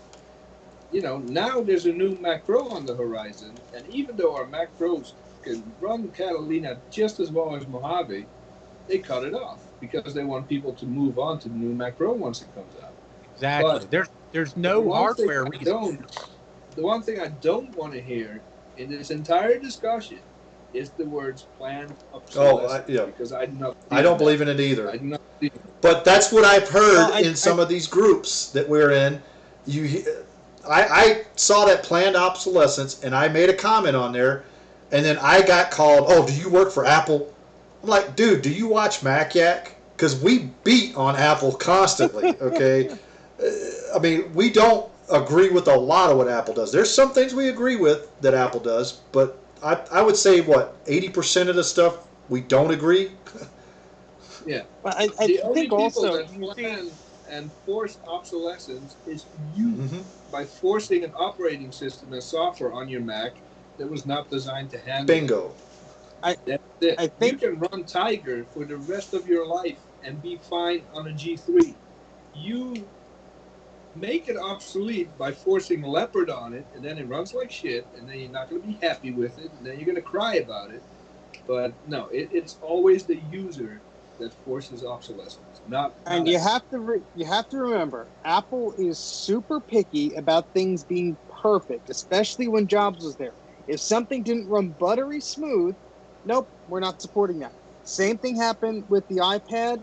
The iPhone got a new iOS update. The iPad had the same internals, and Apple's like, nope, we're not upgrading the OS on there. Probably because some little tiny feature was either incompatible or it didn't come up to their standards. Yeah. Apple is super picky about these standards, so I can see why. Also, they would also open up a support headache for themselves. Think of this: you have a Mac tower that doesn't have a metal video card in it. Somehow you get Catalina installed on it, or Mojave, or whatever installed on it. All of a sudden, you got a big headache, and you don't have a backup, and blah blah blah. You could potentially, maybe, take on legal action against Apple, being like, "Hey, my machine was updated by automatically. I didn't know the checkbox was checked. My data's gone. I lost this. I lost that." I'm sure they're trying to protect themselves also, and just trying to make sure that the software they're putting out is ideally met for these machines. Of course, on the other hand, from an enthusiast, I understand that there has to be a limit of when they're supporting these drivers, and also there's a financial thing. Obviously, a business is going to make money. Is it financially responsible of them to have somebody or a team of people create drivers for hardware that is on for machines that are 10 years old? No, they're not going to do that. They're really not going to do that. So yeah, I completely understand why the OS is not available on older hardware. It sucks. I'm one of the people who say it sucks. Stand it. I'm not gonna, email Apple a letter and be like, "Hey, you guys should support my 2011 iMac because blah blah blah blah blah." Now, if ATI or Nvidia would get off their butts and combat Apple and create metal-capable drivers for some of their older video cards, they would be the stars of the show. But until then, we gotta just work with what we work with. And like Jay said, if you have a machine that's running older OS and it's running fine, think twice before updating it. And don't treat it like an iPhone update. Yeah, and it goes even further. A lot of people were bitching and moaning like, "Oh, Catalina sucks." Wait, Catalina is not yet. I'm running the beta version, dude. You're running the beta version. What are you complaining about? Betas are going to have bugs. That's the key word. Beta. And also something a lot of people don't understand too is, so Catalina's the latest version. Okay, that's well and good, but don't forget that everything from 10.11, which is El Capitan, is still in the computer world considered up to date, because I ran El Capitan forever, and I still run it at work, and there's still nothing wrong with it to this day. So there's no reason that a 2007 or 2008 machine running El Capitan can't just stay there. Exactly. Yeah. And I'll be the first one to complain when there's a Final Cut Pro update that I want to run and my Mac can't run it because it needs Catalina or something. And honestly, that's the bone I pick with Apple. I can't run the latest Xcode. They did a 0.0.1 release or whatever, and now I needed High Sierra or whatever. Honestly, that was the reason I got a spare Mac and installed High Sierra on that machine just so I could access Xcode to do something. They're shady in that practice. I'll give them that, and I don't like that. But That's my opinion on it, and I'm probably not their core audience. No. Right. Yeah. But the Yeah, other but you have a very good point when it comes to performance, because you know those little graphs they show in the keynote, like, oh, this hardware performed X 5 times faster than this. They benchmark everything: the calculator, the finder, the dock, the animations. Everything is benchmarks while they're developing an OS. And if something underperforms, they either rewrite it or they axe it. So with that in mind, if they say this iPad is not supported, this iPhone is, There's a even reason. though it's running the same internals, that means that it didn't run as buttery smooth as it did on the phone that has to drive a smaller display. They have their reasons. Well, It's not all and Jay, just a you just hit something on the nail on the head right there. Is that basically, as your hardware gets older and the software gets newer, it's going to start running slower and slower and slower as you keep updating. I have a 2009 iMac back here that's slow as crap on High Sierra. Wasn't meant to run High Sierra. I think it started out probably with maybe Snow Leopard or something like that. So it wasn't originally meant to run High Sierra. However, that's the last official version that Apple supports on it, and it does run. It runs slow. Right. It runs okay, but that's just the way it is. The more, the better the operating systems get, or the newer they get, the slower it's going to run on older hardware. The hardware, it has to keep up with the software. Yeah. And it's unfair to call that planned obsolescence. It's unfair. It's not planned obsolescence. It's called progress. Exactly. And And Mike, that MacBook Pro that you now have, that 17-inch 2009, runs Mojave flawlessly. You can't do group FaceTime; it'll freak the f out. it runs Catalina great. Exactly. I mean, But I if have there no is a problem. bug- Actually, Catalina runs better on there than it does on my 2012 Mini with an But i5. I'm willing to bet you there are certain things that Catalina won't or do as good as Mojave did before it. Because I'm willing to bet you that. I'm sure as time goes on, I'll find something that it's going to be one of those things that's like, crap, I wish I still had Mojave on here because it's better than Catalina. But now I'm also pushing a 10-year-old computer to its limit. Exactly. Yeah. Okay, and I'm going to do it again with a 2.4 gigahertz MacBook, which is 11 years old and is even lower spec than my MacBook Pro. Now, I hate to push his videos in here because a lot of us don't like him a lot, but No. I gotta say it. No. Luke Miani actually made a decent video about putting Catalina on the lowest supported specs that Apple says, and he showed that it runs like crap if you have it on the lowest specs that Apple actually says that it will run. I'm not talking. He ran it on non-SSD. He ran it on the minimum amount of memory.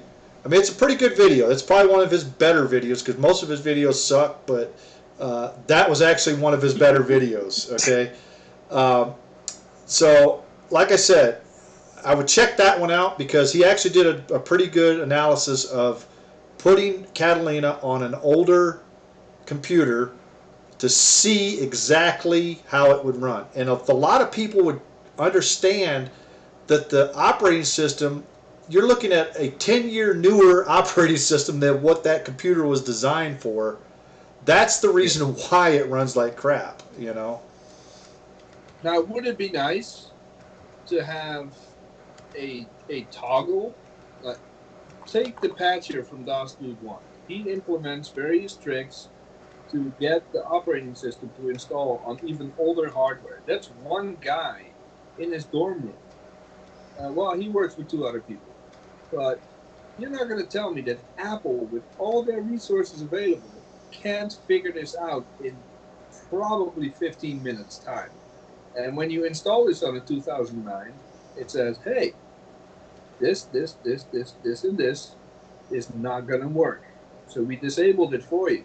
if you do want to enable it, it's at your own risk. They could do They that. could, Yeah. but They're just of the mind of, if it doesn't work perfect, we're not going to Exactly. support it. That's just how it's always and been. Jay, you just brought that up too as a good point about DOS Dude, is that if Apple wanted to, they would probably go after them, but they're not. You know why? Because they don't care that people are. Because they also, let's say they do know. Oh, they know of it. Come on. You have to keep your audience in mind. The people like you and me that are going to install Catalina on a Core 2 Duo know it's going to suck in some regards. We're not going to call Apple and complain about it.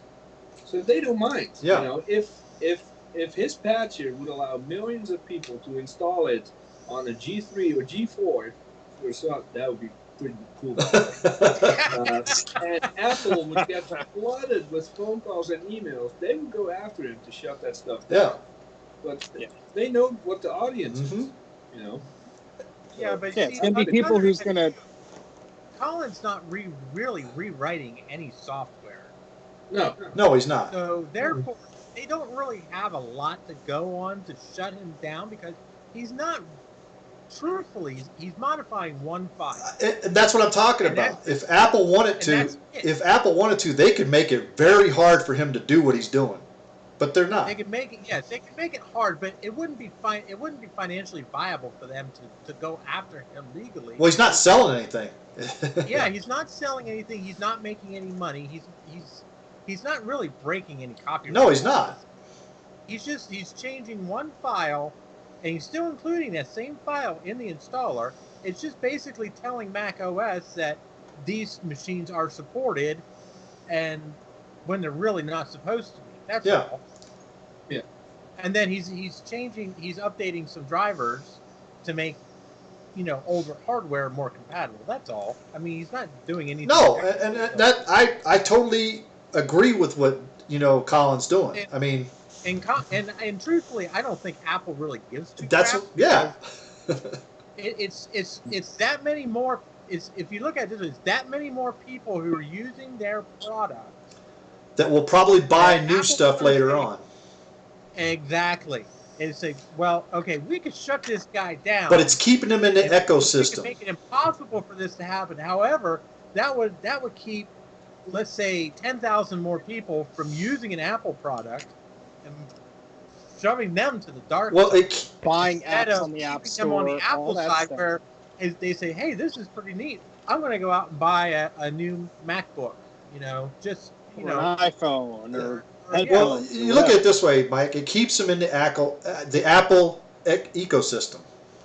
Yeah, it keeps them in the area, and but it's just like Apple is. See, the other thing too, Apple's not just a software company; they're a hardware company too.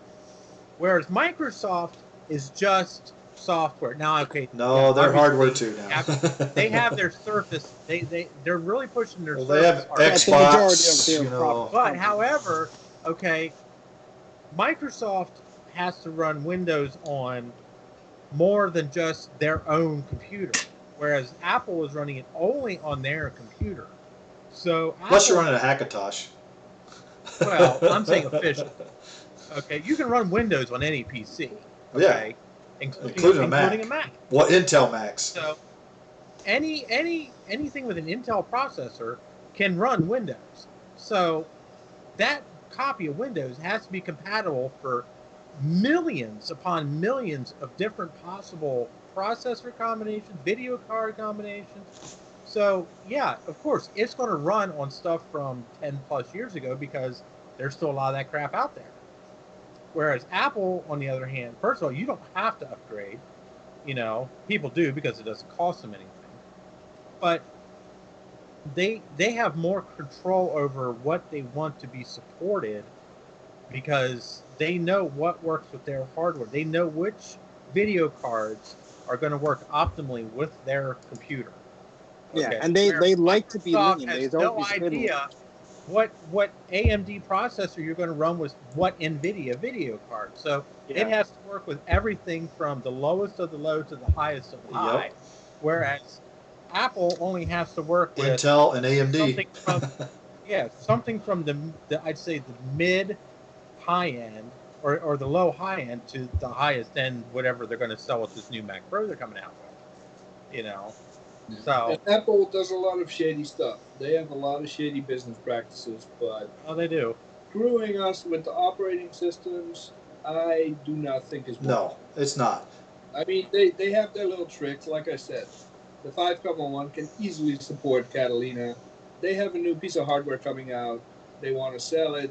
So I get it. Well, here's another thing. When we were talking about the word planned obsolescence, which is a dirty word, I think, but let's take, for instance, the iPhone. Okay, if you look at the Apple iPhone, you can update it. I mean, I think the newest operating system can go back up, what, to the 6S, correct? If I'm wrong or not. Yep. Okay. No, 5S. No, the newest No, one. 6S is 13. No, I'm sorry. Yeah, Yeah, you're the right. 6S. This current version is Okay, 6S. You're talking, what is it? That's almost like 5 years or 4 years? 2014. So, yeah, Yep. 5 years, okay? 5 years ago, a 5-year-old phone. Now, let's look at Android, okay, on the Samsung side. How often do you get updates for those phones? Never. Almost never. Yeah, because it's controlled by the carrier. The carrier wants you to buy a new Exactly. So you're thinking about planned obsolescence. You might want to look at the other side over there, because those guys are the ones that are actually planning the obsolescence, not Apple. Apple pushes out updates as much as it can. People think it's planned obsolescence because, my 5-year-old phone can't get the newest update. Boo-hoo! It's 5 years old. At least you got 5 years worth of updates. Yeah. I think. Okay, I think Apple also. Here's something else too. Now I use a 6S Plus. I've had this phone for 2 years. I have no intentions of getting rid of it. I love it. Okay. I could go out and buy a new one if I wanted to. I have no inclination to spend $1,000 on a cell phone. This phone works perfect. It's running the latest iOS. I suspect that this is probably going to be the last iOS version for it. I could be wrong. We might get one more if we're lucky. But I'm suspecting that this is going to be the last version. Which is fine with me. Because, my phone will still work fine for 2 more years probably. But the technology in these phones is... See, computer technology is kind of stagnated, okay? Truthfully, the computer technology hasn't moved a lot in the last 5 years. Phone technology, on the other hand, is advancing at remarkable rates. So the only thing that's obsoleting the phone is just technology. I think instead of Moore's Law for the computer now, I think we have Moore's Law for the phone. I think more, what you're talking about on the phones, though, more of is the actual cellular connections. Because, for instance, some old flip phone like a StarTAC, I'm willing to bet you one of those will not work on a modern cell phone system nowadays. Yes, they will. Well, it's not just the carrier bands. It's the ARM chips and all the technology that goes in the hardware of the phone. You cannot expect an iPhone 4S to run iOS 13. Let's take this for example. The original iPhone 2G, a lot of cellular carriers out there do not even have 2G anymore, because in fact they've turned it off because 3G is the minimum, I think, now. I read an article a couple of days ago about that, where 2G is only in some countries, some of these backwater countries, you might want to say, still have 2G, but 2G is pretty much dead in the US. So that phone probably won't even work really well on modern cellular towers.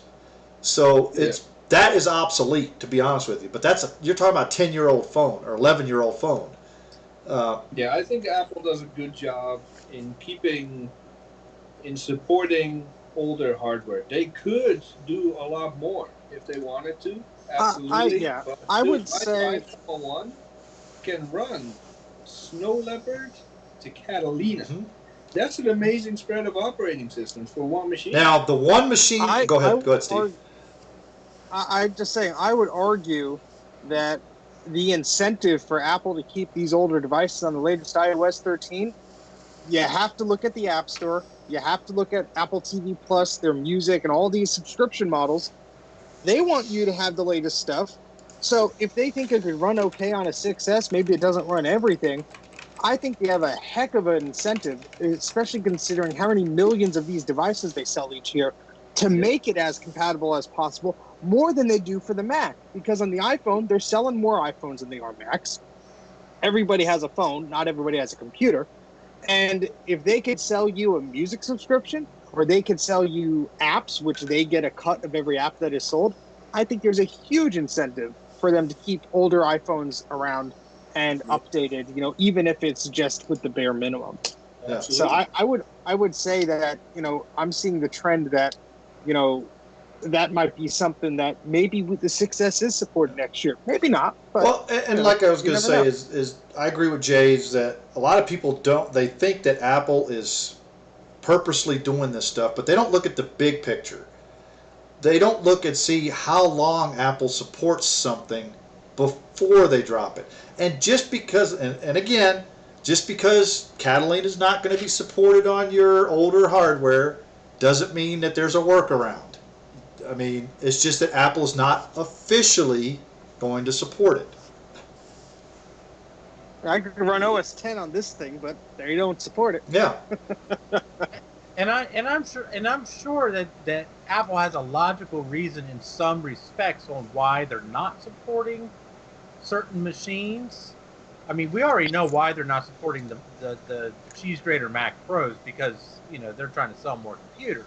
What I don't understand is, okay, a 2012 Mac Pro and a 2012 Mac Mini. The 2012 Mac Mini is supported, but the 2012 Mac Pro isn't. That just raises an eyebrow right there. Yeah, it does, actually. Well, I'm guessing it's the graphics. If they had a new Mac Mini announcing in December, it wouldn't support the 2012 Mini either. Oh, yeah, I guarantee it. That's just pure marketing right there. That's just the marketing. That's just business. That's business. Yeah. And you're right, it is. It's business. It's not planned obsolescence. I mean, truthfully, the 5.1 Mac Pro was obsolete 2 years ago in many respects. But there's still a zillion of them around because they're still one of the best Mac Pros ever made. Yeah. In my idea, planned obsolescence is you releasing product A, and next year product B comes out. When product B comes out, all of product A is discontinued. You can't use it anymore. You can't turn it on. It's dead. That's pretty slick there. That's I could see some.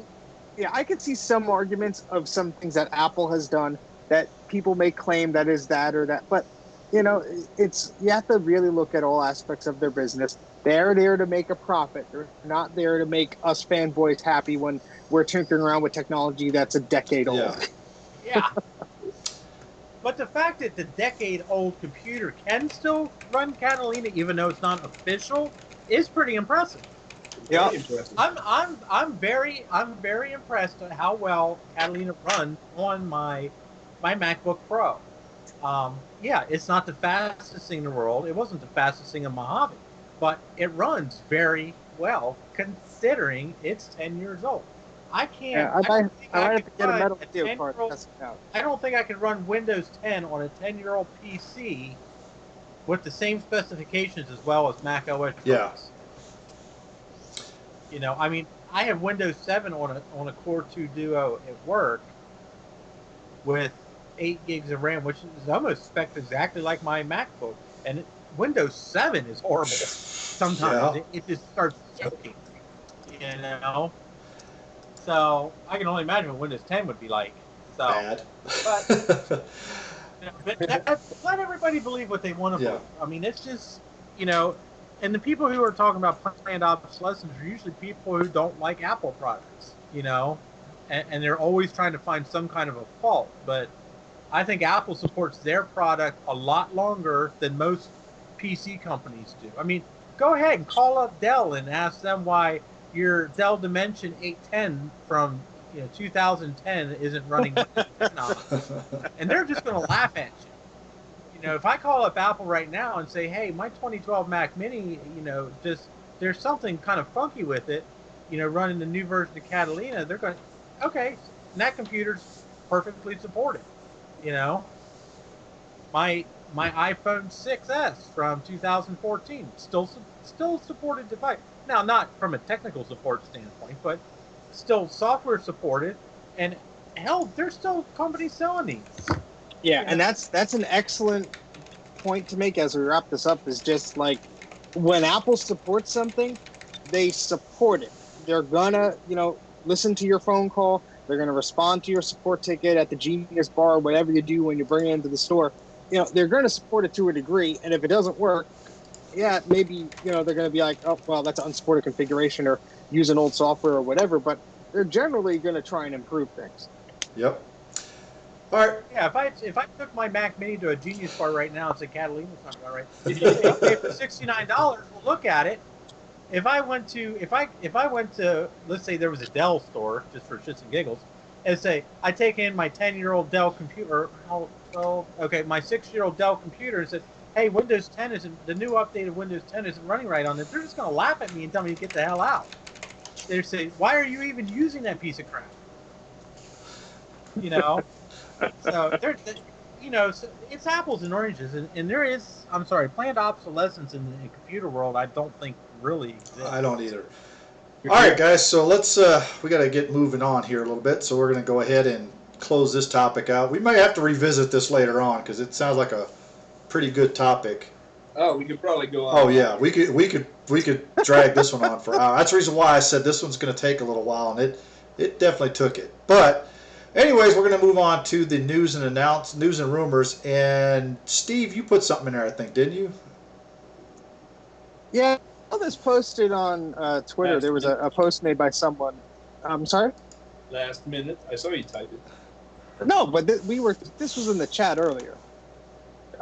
You look in the chat history a few days ago, you'll see it. Anyway, someone tweeted about this, and they were complaining that the Mac Pro was delayed and all this other stuff, like all these other, it's like, what's going on with Apple? But this one kind of surprised me because, as we were saying, Apple likes to keep everything polished and everything. And so apparently this iCloud folder sharing on macOS is delayed. And that's kind of annoying, I guess. I don't use iCloud that much with folders or whatever. But I just thought it was interesting that, more and more we're kind of seeing Apple sort of slip and delay little features here and there, like group FaceTime and stuff like that. And maybe it's more from a security perspective, or they just have too many people working on too many things. But I just think it's just interesting because back in the day, the first time I think Apple, from my recollection, that was a huge thing, and this isn't a huge thing at all, but I just remember them like delaying Leopard because of the original iPhone, and that was, they were just switching priorities, get the iPhone out, and then they were gonna, release the OS. But just something I thought was a little interesting to know. Well, so if you don't see it on your OS, that's why. Ever since, and it sounds cliche by now, I know, but since Steve died, all they've been doing is adding products. It takes a lot for Apple to axe a previous generation product. They're spread too thin. If you go to the Apple store now, they don't even have space to put all their products out. There's too much. And, that takes teams for software development to make sure it's all compatible and tested with the hardware. All the stuff we just touched on, they're spreading themselves too thin. Yeah. And it's starting to bite them in the ass. Remember, they're starting to go back to the way it was when they were losing money. Remember before Steve came back? And Steve brought them back to 4 products, which I think they need to go back to something similar to that. And it's the same with that MaxiPad thing that could charge your headphones, your phone, your watch all at the same time, that they had to axe because they couldn't make it work. They just didn't have the R&D put into it. They didn't have the resources. They didn't have the time because they already promised it. And it just bit them in the ass too. So we're going to see more of that, I'm sure. All right, Steve, we don't have anything for Mike's Mac Shack. So, Steve, you're up next again for the Archive Adventures. Cool. So, I archived this little piece of software a while back, and I'm going to paste the link in the video, in the YouTube channel here in a second. And this is a nifty piece of software. I found this, I got this from a bundle of stuff back in March of this year or so. This is called Connectix Photo Badge. And this is a little piece of software by Connectix. And what you do is you need one of the little cameras or a compatible camera. And the whole idea with this piece of software is you take a picture and you create a little ID badge and you print it out. That's all. But what's interesting is I got the manual, I got the CD, and I uploaded it to the Macintosh Garden, one of my favorite websites. And so it's actually a Windows and a Mac version on the same CD. So I ripped the ISO and I ripped the Macintosh side of the disk. So both of them are on Macintosh Garden. I have to play around with this. Unfortunately, my QuickTake camera has they're known for their capacitors, which they're stuffed with, just leaking, and my camera just does not work. But I would like to play around with this. It's a silly little thing. All you do is take pictures and you print out, your little photo ID card or whatever. But I thought it was a kind of an interesting idea. I have this image writer sitting right here behind me. Maybe I'll print out some name tags or something stupid. But little things like this amuse me because it's like, this is just like a single purpose piece of software. It's not like Photoshop. You can do a billion things with it. It literally says create picture IDs, easy to make, blah, blah, blah. That's it. That's all it does. So I think it's an interesting time capsule. I did not see it on Macintosh Garden or any of those other places. I'll probably put it up on the Internet Archive as well. But I put the link in the chat there. You're welcome to download it if you have a compatible camera. It does say you could use on the Mac version, you could use a QuickCam or any QuickTime video input device. And then on the Windows side, it says you can use a QuickCam or any video for Windows input device. So if you guys have some old machines out there, you're not running Catalina on them, obviously, but if you have some old machines and an old camera, print out some badges. Maybe we can make a contest out of it or When something. we have our MacYac meetup, I want us all to have badges made with that. With Steve's printer, right? You know what? We'll do that. Want an image writer. Yeah, an image writer. I'll get the color ribbon out for you. Woo! High class! Nothing but the best. You wouldn't even get the color ribbon out for me. I couldn't find the damn thing when you... All right, guys, we're going to go ahead and move on to our next topic. I'm going to let Steve take this one because he found this. So, this is but I'll go ahead. I'll paste the link here. Steve's show. So this one is pretty weird. So sometimes I just go on eBay and I search for Macintosh and I just sort by the highest price just to laugh.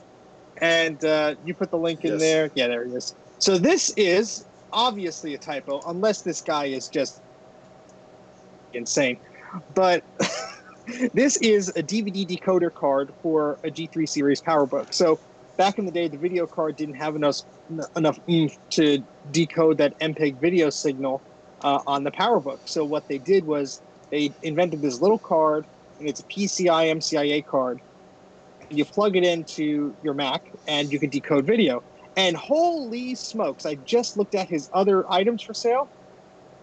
They all follow the same pricing structure.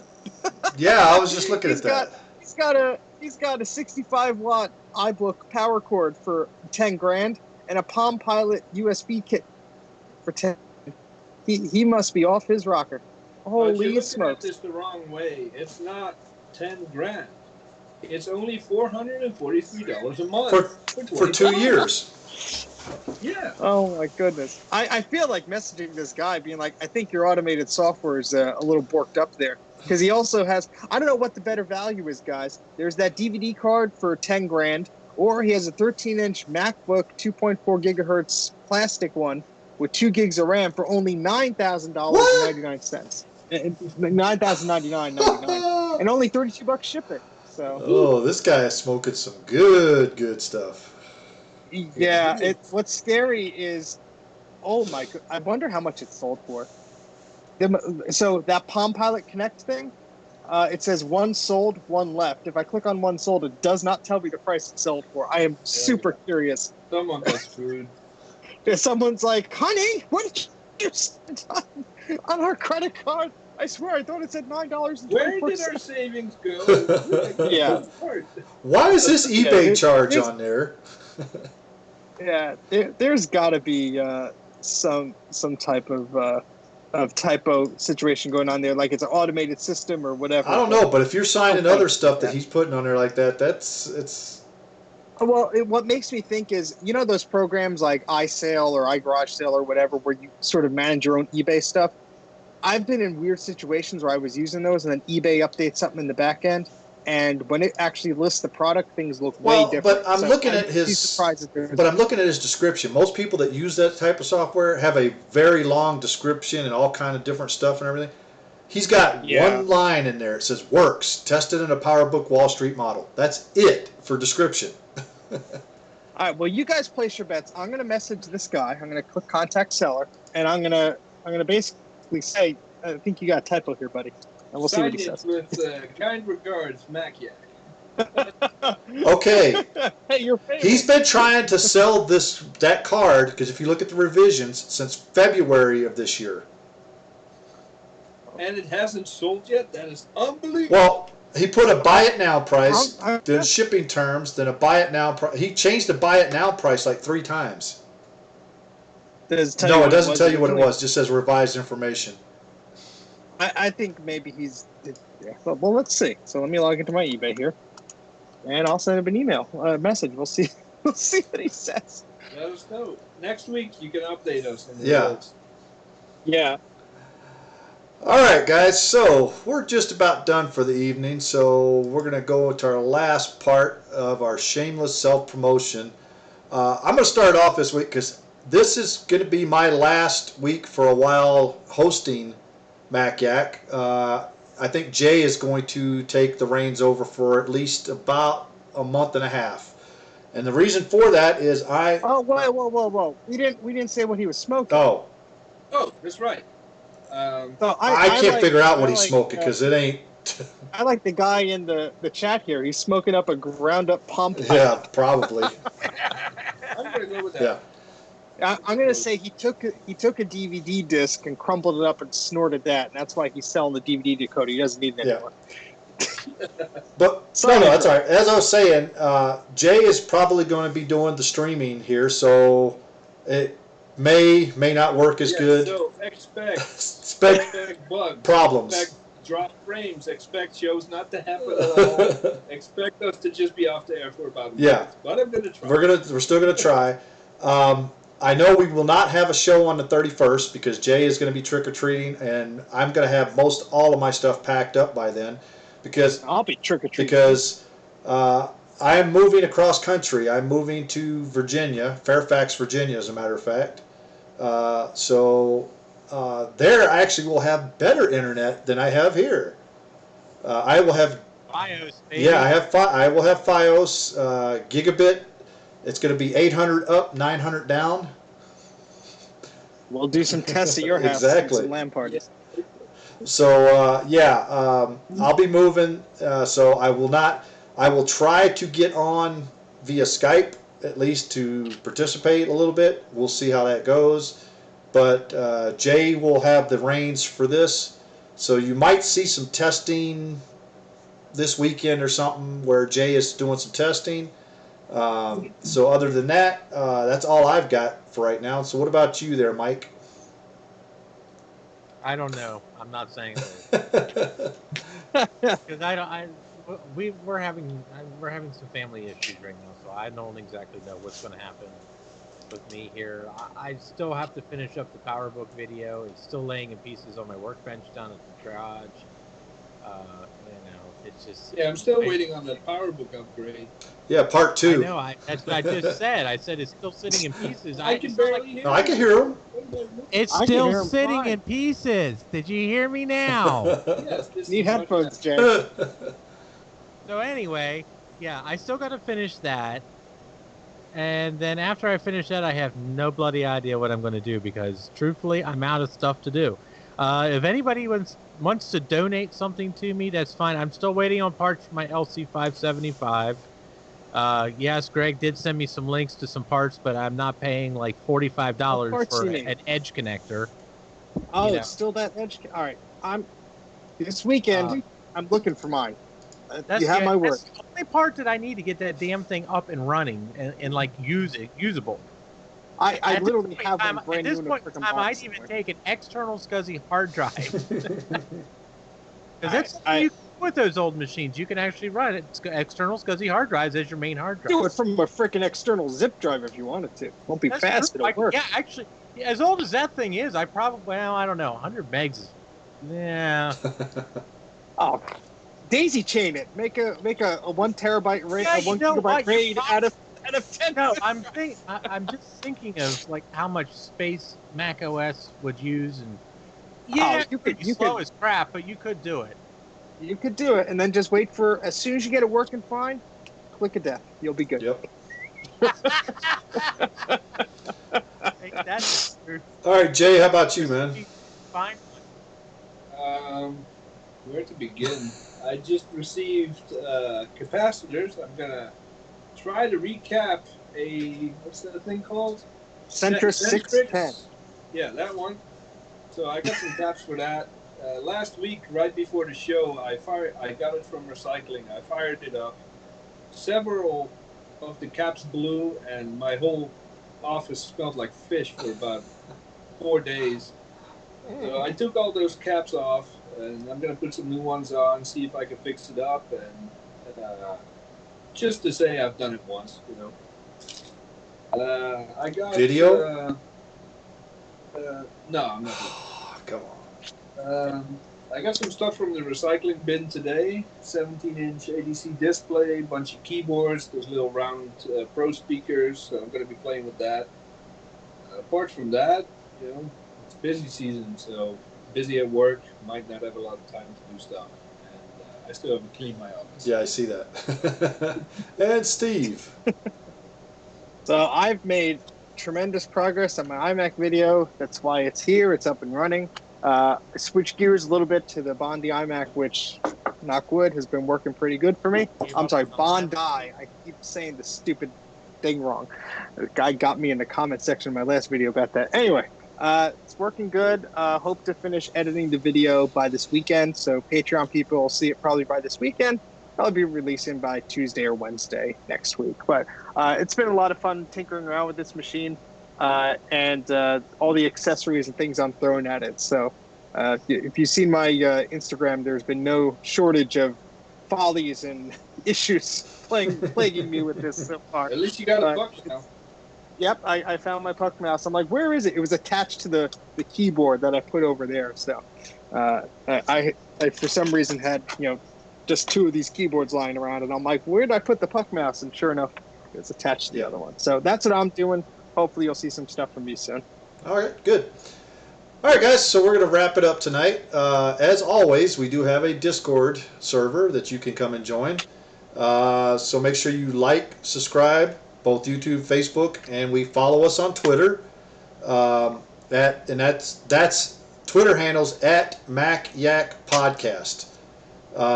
Steve will probably type it in there. There he is. There it is. So come check it out. Sometimes some of us are on Discord. I probably will not be there tonight, but some of us will be on Discord. So we have that up there on there. Check out the description and info and links below. We do have all the topics in there, or should have. All of our links to all of our personal channels are in there as well. Spread the word, tell your friends, and help us grow. And that's all I've got. And if you guys got anything else, last words, we'll go ahead and end this. Thanks for watching, guys. Get lost. Yep. See you guys later. Have a good one. See ya. And we're off. Damn. God. What? Exactly.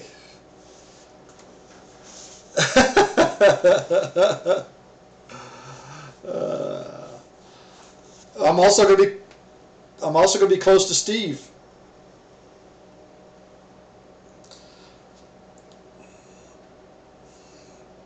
There we go.